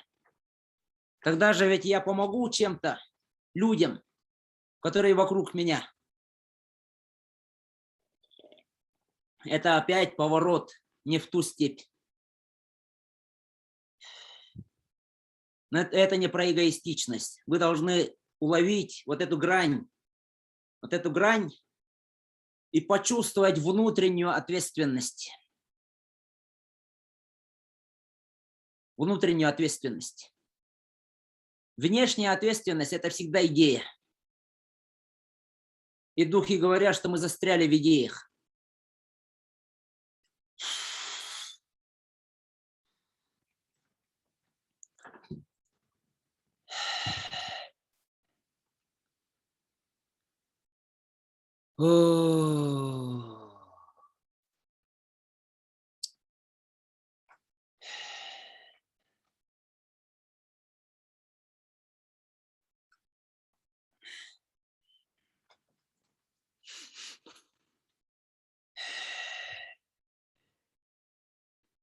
Если женщина проходит свой путь через рождение ребенка, через боль рождения ребенка, то мужчина проходит через телесную боль.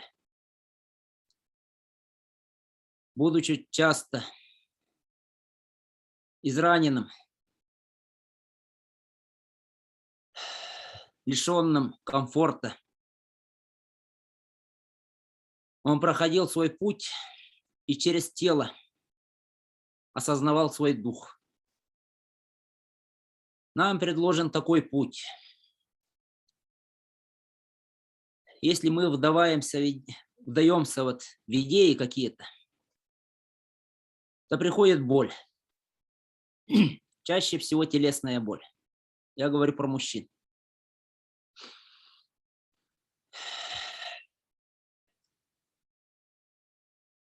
И реже всего душевная боль.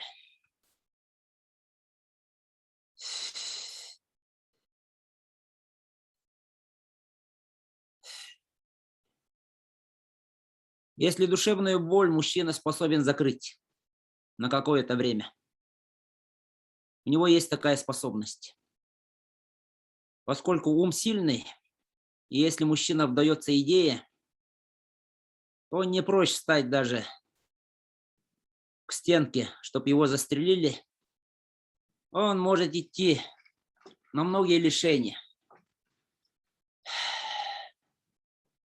подпитываемой идеей.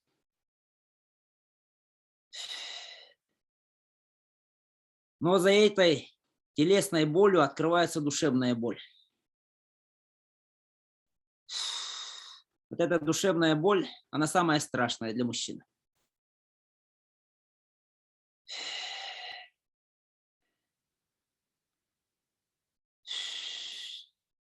В этом смысле, в этом плане женщина более устойчива. Она может более устойчиво это перенести.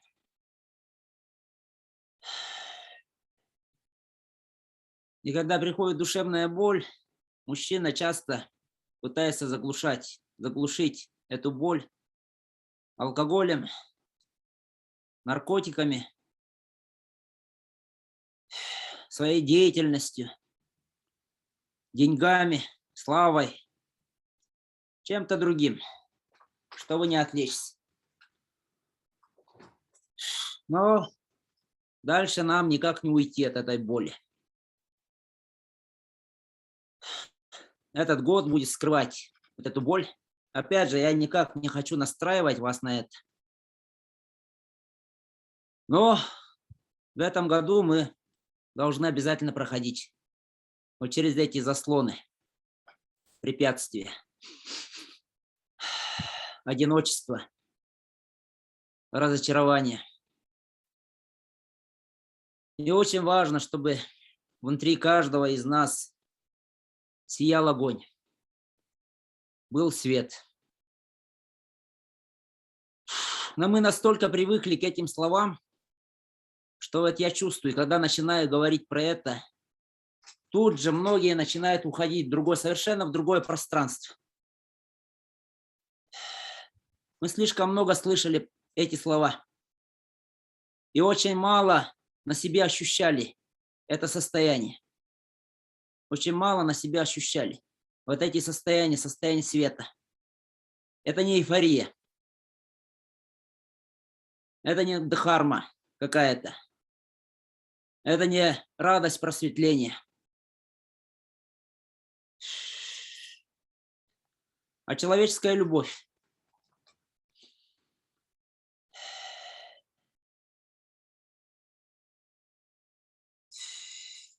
Простая человеческая любовь.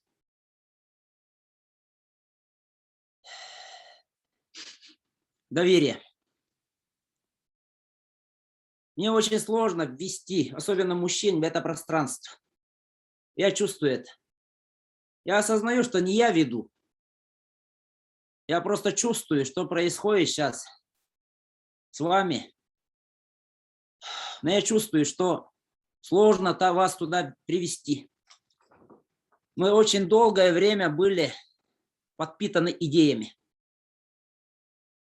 И сейчас те люди, которые работают, ну так грубо, если выразиться, со светом, со своим внутренним пространством, они напитаны идеей спасения человечества. Но это плохая идея.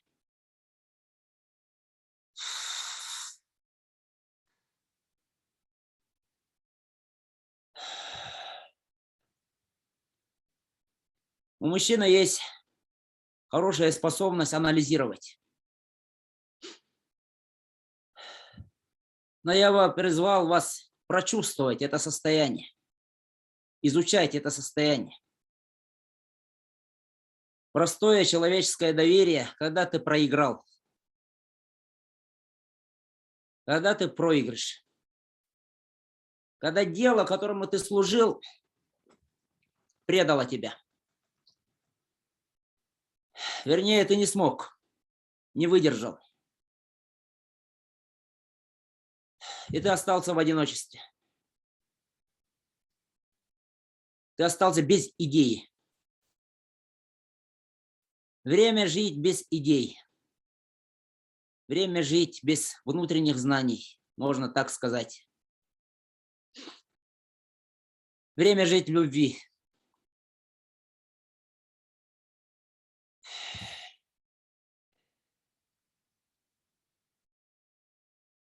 Выдыхайте. О.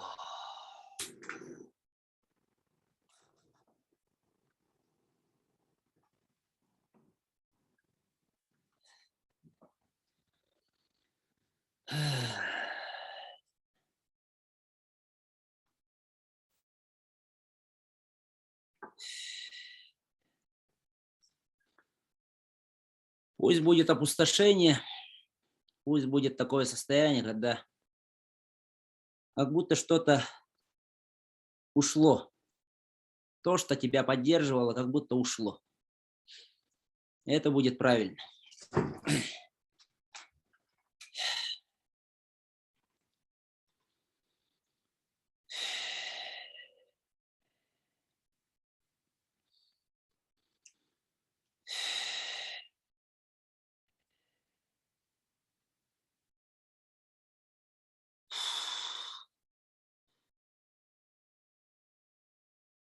Я очень хочу, чтобы это состояние закрепилось.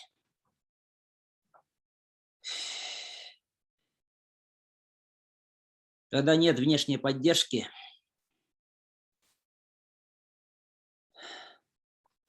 когда ты проиграл, полностью проиграл, когда ты разочарован,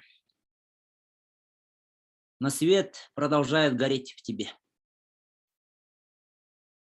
Вот это нам предстоит проходить.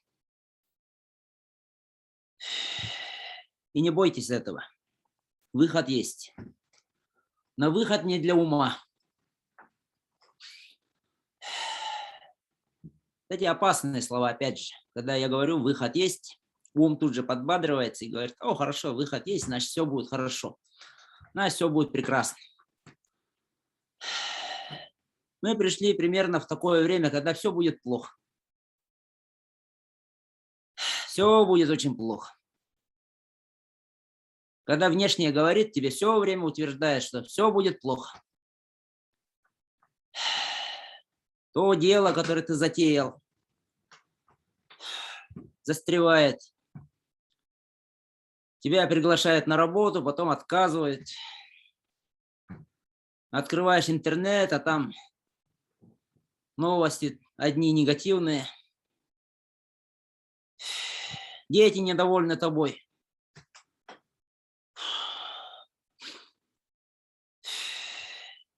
И отовсюду идет не поддержка, а как будто бы ты никто.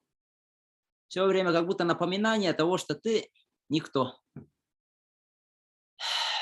У тебя ничего не получилось. Вот то, что ты хотел, того не случилось.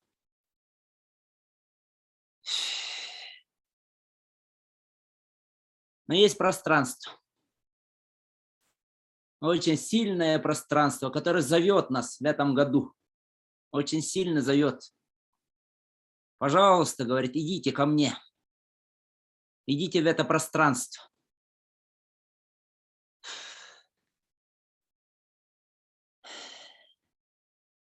И когда ты слышишь эти слова, опять же, ум подбадривается и говорит, как искать это пространство, как найти это пространство.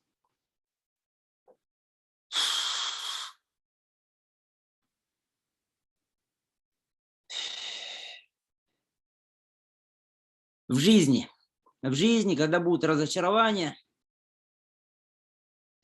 когда будет одиночество, когда будет боль, всегда помни, что есть это пространство, которое открывается за этой болью.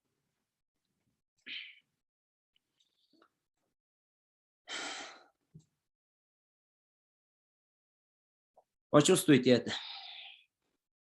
И никуда не торопитесь, никуда не спешите. Есть возможность замедлить время.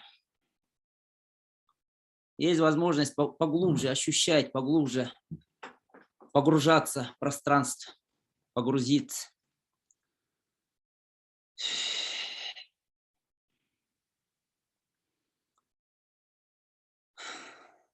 Дышите.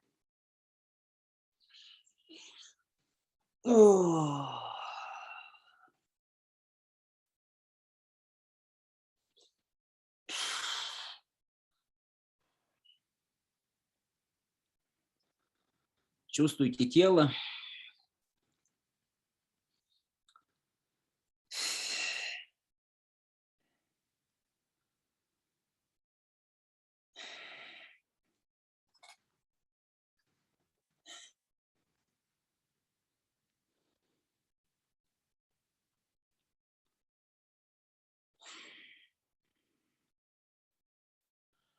Возможно, будет напряжение в теле. Возможно, тело будет чувствовать какую-то плотность. Вместо того, чтобы, как было раньше, освободиться от этой плотности, чувствовать легкость, возможно, будет какая-то приземленность. Это верно, это правильно, потому что магнетизм, земной магнетизм будет сильным сейчас. Земные дела будут отбирать очень много энергии, внимания.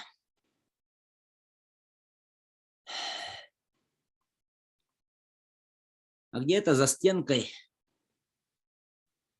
у кого-то за очень толстой стенкой, а у кого-то за очень тонкой стенкой Бог будет кричать: иди сюда. Здесь есть свет. И эти слова, которые мы говорили в начале, выход есть.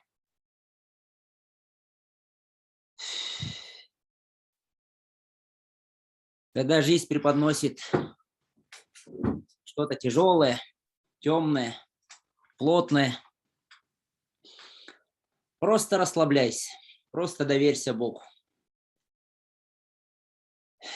Ум, конечно, по привычке будет искать выход. Ты скажи своему уму: выход есть.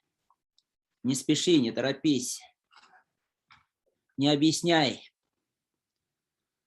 не настораживайся.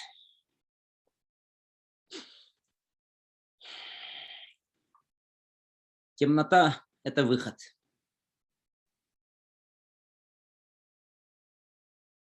Если ты смело будешь чувствовать на себе эту темноту, сильный человеческий холод – это выход. Поэтому я говорил, что, возможно, будут какие-то нападения, какие-то претензии со стороны близких людей, самых близких людей, недовольство. Тот человек, который будет все время давал вам поддержку, он будет, наоборот, выполнять свою миссию, чтобы ты шел к темноте, к тьме. И через эту толщу темноты вышел к свету. Это не как раньше, налаживать отношения, объясняться, что-то писать, звонить, объяснять, встречаться. А дать возможность людям проживать свое. Даже если очень страшно.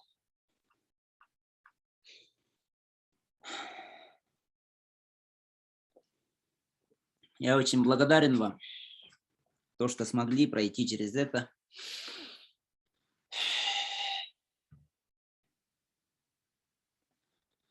Пусть будет плотное тело. Мужчины, занимайтесь телом. Занимайтесь телом, чтобы отпустить тела.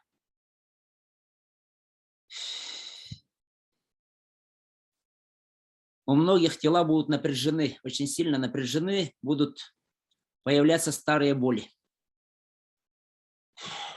Боли, которые на себе несли ваши предки, родители. Это напряжение. Если вы будете обращаться к медикам, многие будут, во многих случаях там не будут находить никаких болезней. Будут говорить, что это психосоматика. Потому что тела стали чувствительны.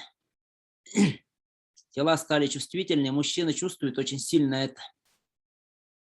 И поскольку мужчины борцы по своей натуре, нас учили бороться все время. Нас все время учили искать решения. То как только мы чувствуем что-то неладное, внутри нас будет напрягаться, тело будет напрягаться. И будут болеть плечи, руки. Очень важно отпускать их сейчас. Ноги. Шея будет болеть. Внутренние органы могут болеть. Это борьба, это твоя борьба. Это признак того, что ты борешься, что ты не отпустил, что ты не принял новое. Если ты перестаешь бороться, тут же все отпускает.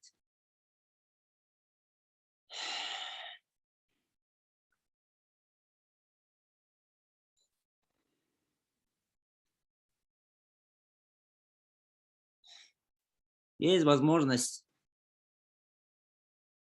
вот эти напряжения отпустить. Очень свободно.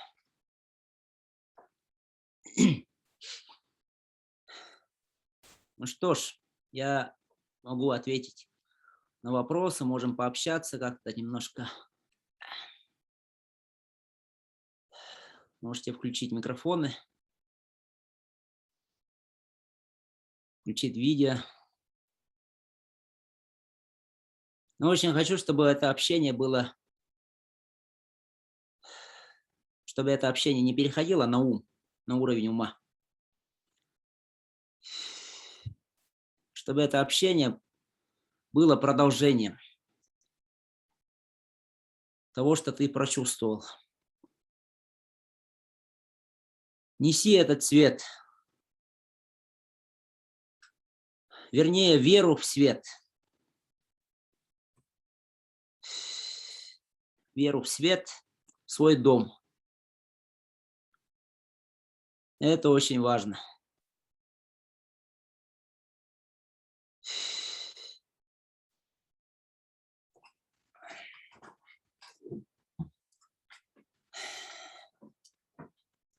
На этот раз бубна нет, варгана нет, хотя они есть, но по-другому. На уровне ощущений.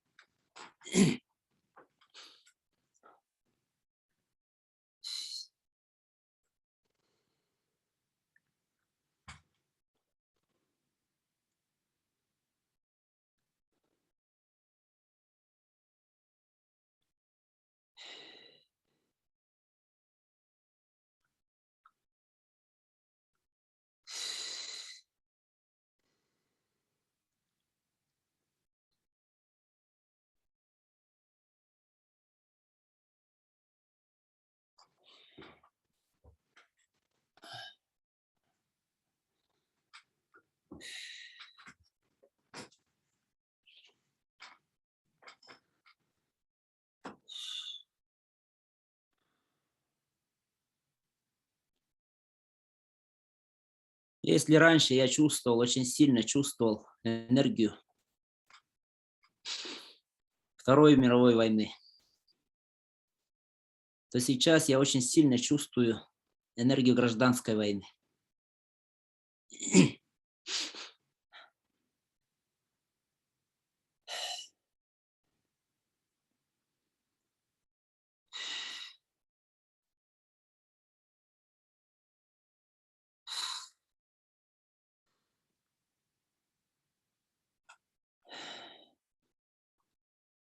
И это было намного страшнее,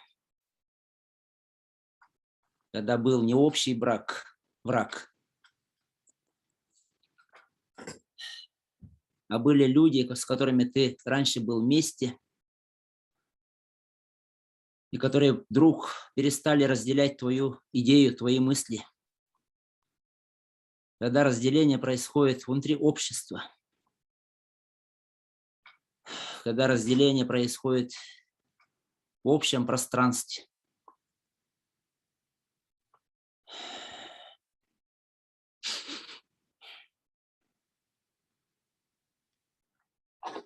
Кулан, там в чате вопрос люди задали. Посмотри, пожалуйста.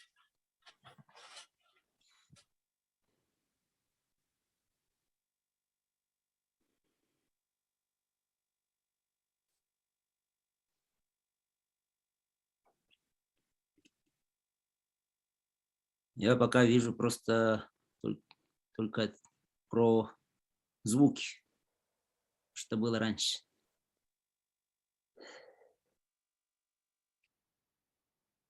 А если внутренний страх до конца не отпускает? Ну, это нормально. Мы не говорим, что вдруг раз мы встретились, что-то сделали, и страх отпустил. Такого быть не может. Это опять идея какая-то. Такого быть не может. Мы должны пройти через это. Мы же не говорим о том, что мы должны освободиться от страха, что мы должны перестать чувствовать этот страх. А мы говорим о том, что сейчас по воле того, что энергии, движение энергии меняется в пространстве, мы будем сильнее это ощущать. Не потому, что там время такое пришло в политике, что политики создали такое пространство, а потому что мы должны пройти через это пространство на нашем пути во Вселенной. Такое состояние. И это должно пробуждать, обязательно должно пробуждать азарт. Азарт пройти через это. Как я буду себя чувствовать в те моменты, когда буду ощущать этот страх. Идея наша заключается именно в том, что мы ищем какого-то благоприятного пространства или благоприятного состояния. Вдруг и приходит это состояние, и больше никуда не уходит. Вдруг во всем материальном пространстве у нас все налаживается. Вдруг и в наших взаимоотношениях все гладко. И с детьми мы ладим, и со своими близкими у нас очень теплые, хорошие отношения. Это иллюзия. Это иллюзия. Мы говорим о том, что через веру в себя, в Бога, ты спокойно проходишь эти времена. И дать себе возможность проходить это.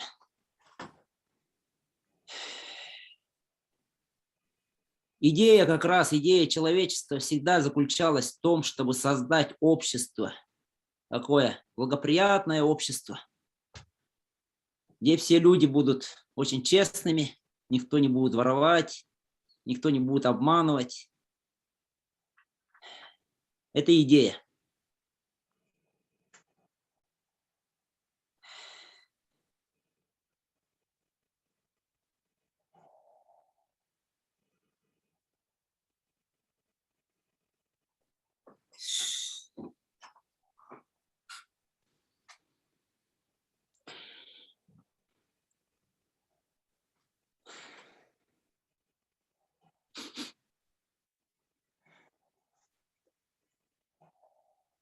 Мужчины по природе своей, вот когда приходят такие состояния, идут разрешать ситуации. Умение переждать, умение быть в этом пространстве.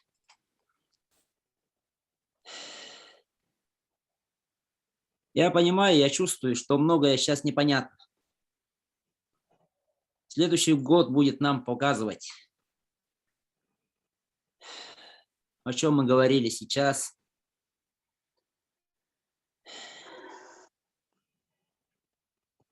И дай Бог нам всем силы, веры, то, что выход есть. Выход внутри себя.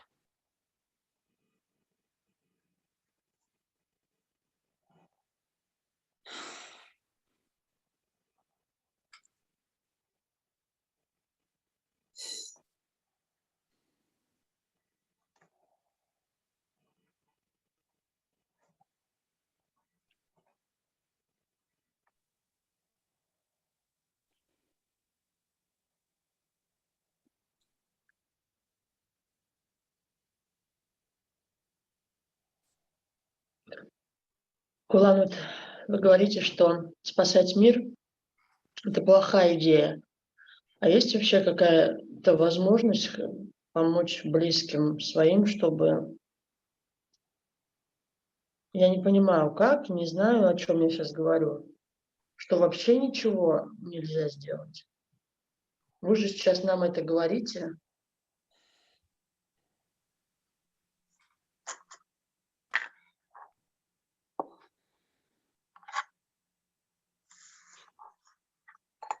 Что дает тебе вот это вот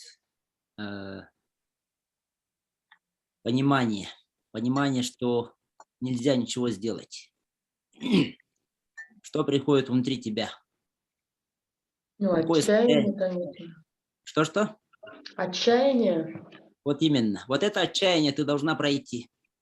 Сначала, перед тем, как помочь своим родным, близким, ты должна пройти это отчаяние.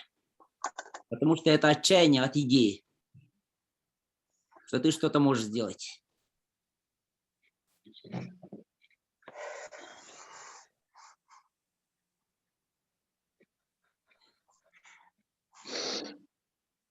Конечно, будет протест. Протест вот этой внутренней идеи, что я смогу что-то делать, что-то изменить, как-то воздействовать. Но мы сначала должны пройти через свои разочарования, отчаяния, иначе к свету мы не придем.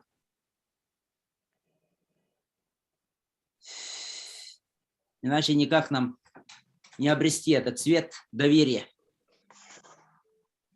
к людям, тем же своим близким. Так устроен мир. Ребенок перед тем, как родиться, чувствует, что пространство мягкое, комфортное пространство вдруг начинает сжиматься, разрушаться, что вода, в котором ребенок был, вдруг уходит. Тепло уходит. Начинается движение. И всем нам дали, тем, кто родился, всем нам дали веру, что свет есть, поскольку мы родились. Я не вижу здесь ни одного человека, который бы умер при родах. Все мы родились.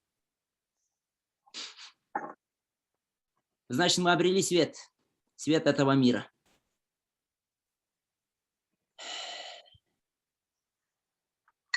И точно так же переходы, когда мы умираем, это тоже переход. Но более страшный, потому что ум есть. Потому что мы уже взрослые, мы уже полагаемся на прошлое. И тут предлагают нам умереть. Вернее, умереть нашей той части, которая полагается все время на прошлое, цепляется за прошлое. И потому мы не открыты жизни, самой жизни.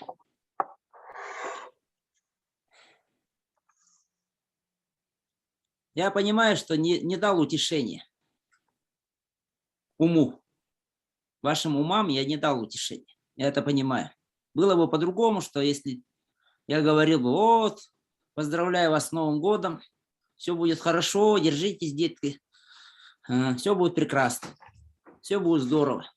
Помогайте близким, родным, целуйте их, никуда не отпускайте без присмотра. Берите на себя ответственность за их жизнь. Вы сильные, взрослые, вы все уже понимаете. И тогда эго наше бы воспряло. О, хорошо, я буду это делать. Мне дали точные указания, я буду это делать. Все будет хорошо. Следующий год будет прекрасный.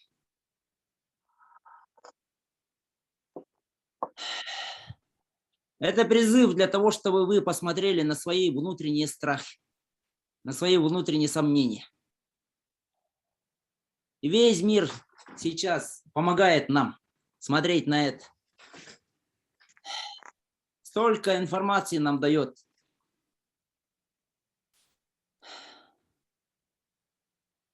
Внешнее пространство. Сколько всего плохого происходит. Это поддержка. Это поддержка твоему свету. Не надо отключать свой интернет, чтобы ничего не видеть, чтобы быть подальше от политики. Надо видеть то, что делают люди, то, что происходит в мире. И не разочароваться. И не ругать кого-то, а оставаться верным своему свету.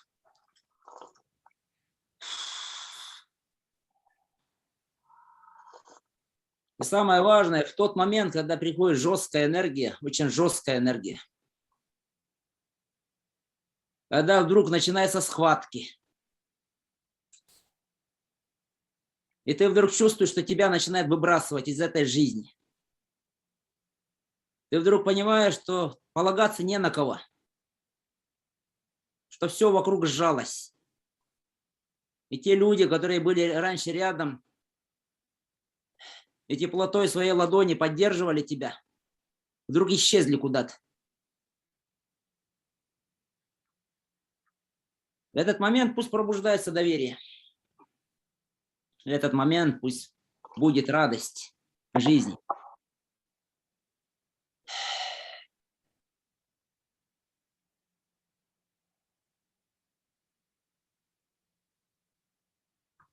Есть еще вопросы?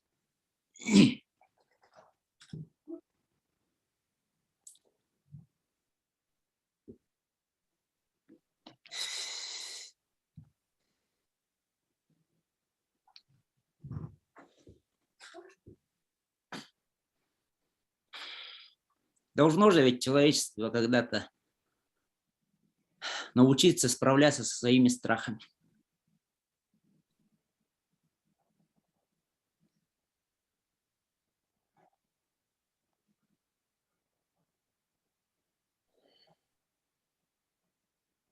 Кто-нибудь переведите мне, пожалуйста, вот вопрос Даниэлы. Последний вопрос. Вопрос, как отпустить прошлое? Ну, сейчас мы опять войдем в пространство ума. Как только возникает как, вопрос как, да, это пространство ума. Sobald eine Frage auftaucht, wie kann ich etwas machen? Или когда переводишь это, выключи. Ja.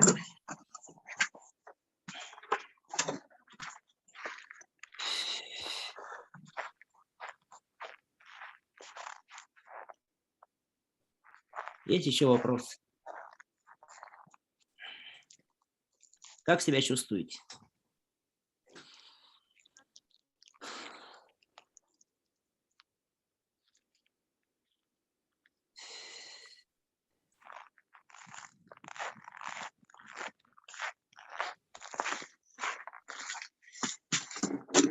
Чувствуете, что рождение должно случиться?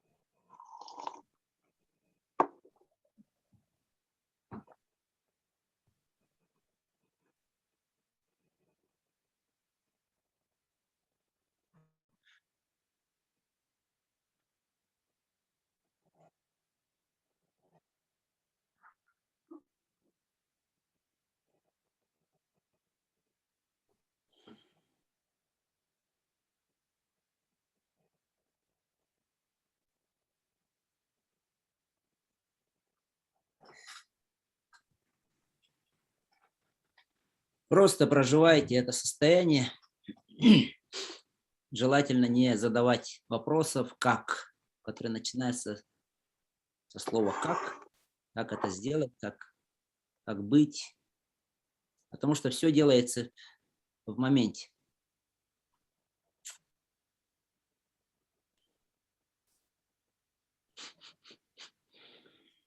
Пока есть ощущение, что все разворошили внутри. Да. Вот. И такого прямо света сильного нет. Очень много ощущений просто внутренних. Вот. И там трясется, и дрожит, и все развалено на части. Вот. И, наверное, да, все правильно. Так быстро это не делается. Потому что мы научились получать поддержку. А самая главная поддержка, она заключается в том, чтобы привести в то состояние, которое истинно находится внутри человека. Плохо, когда к этому состоянию нас приводят наши близкие, родные. И вот на это было направлено это послание, потому что если мы оставляем там что-то, то в этом году, в наступающем году, будет возможность это все вскрывать, все вытащить, все показать, истину, которая находится внутри нас. И мы готовимся к этому. Потому что тот период, когда мы говорили себе, как маленькие дети, все будет хорошо на уровне ума, а внутри веры не было, как только происходили какие-то сложные ситуации, мы начинали метаться, это время должно пройти.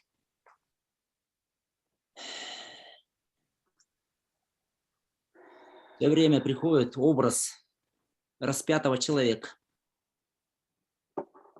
которого распяли, и очень такая невыносимая боль. Все духи ушли, остался лишь один, который шепчет в ухо, говорит, все будет хорошо. За этим свет. Никто не утешает, а тихо-тихо дают поддержку. Тихо-тихо дают поддержку, чтобы человек не провалился в эту темноту. Когда в жизни у нас происходят такие вещи, конечно, ум мало чем помогает нам. И всегда бывает сложно одному проходить в полном одиночестве. Это послание такое, что действительно в следующем году мы будем проходить одни. Потому что поддержки людей, они будут немножко закрыты, если так сказать. Мы уже не будем полагаться полностью на эту поддержку. Если раньше это работало, то сейчас это будет минимально работать. Это не предсказывание. Это про то, что будет с нами происходить, с каждым из нас, чтобы мы повзрослели, чтобы мы обрели силу. Самые тяжелые времена, самые темные времена.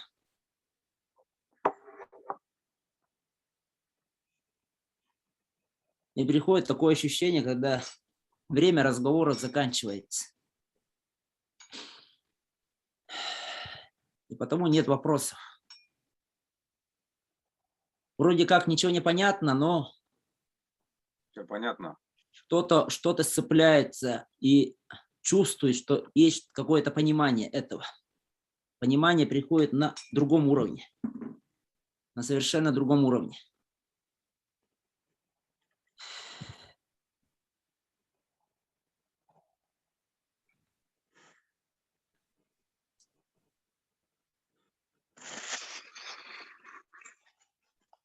Ну что ж, спасибо тогда всем вам.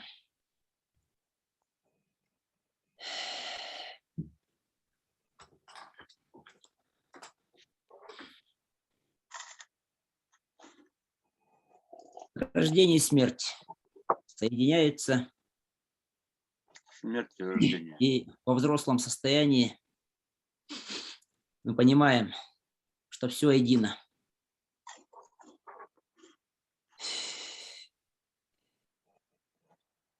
Спасибо. Спасибо. Спасибо большое. Thank you, Kulan. So nice to see you. Всего Спасибо, Кулан. хорошего. Спасибо, Давайте. Феврония. Всем спасибо большое. Спасибо.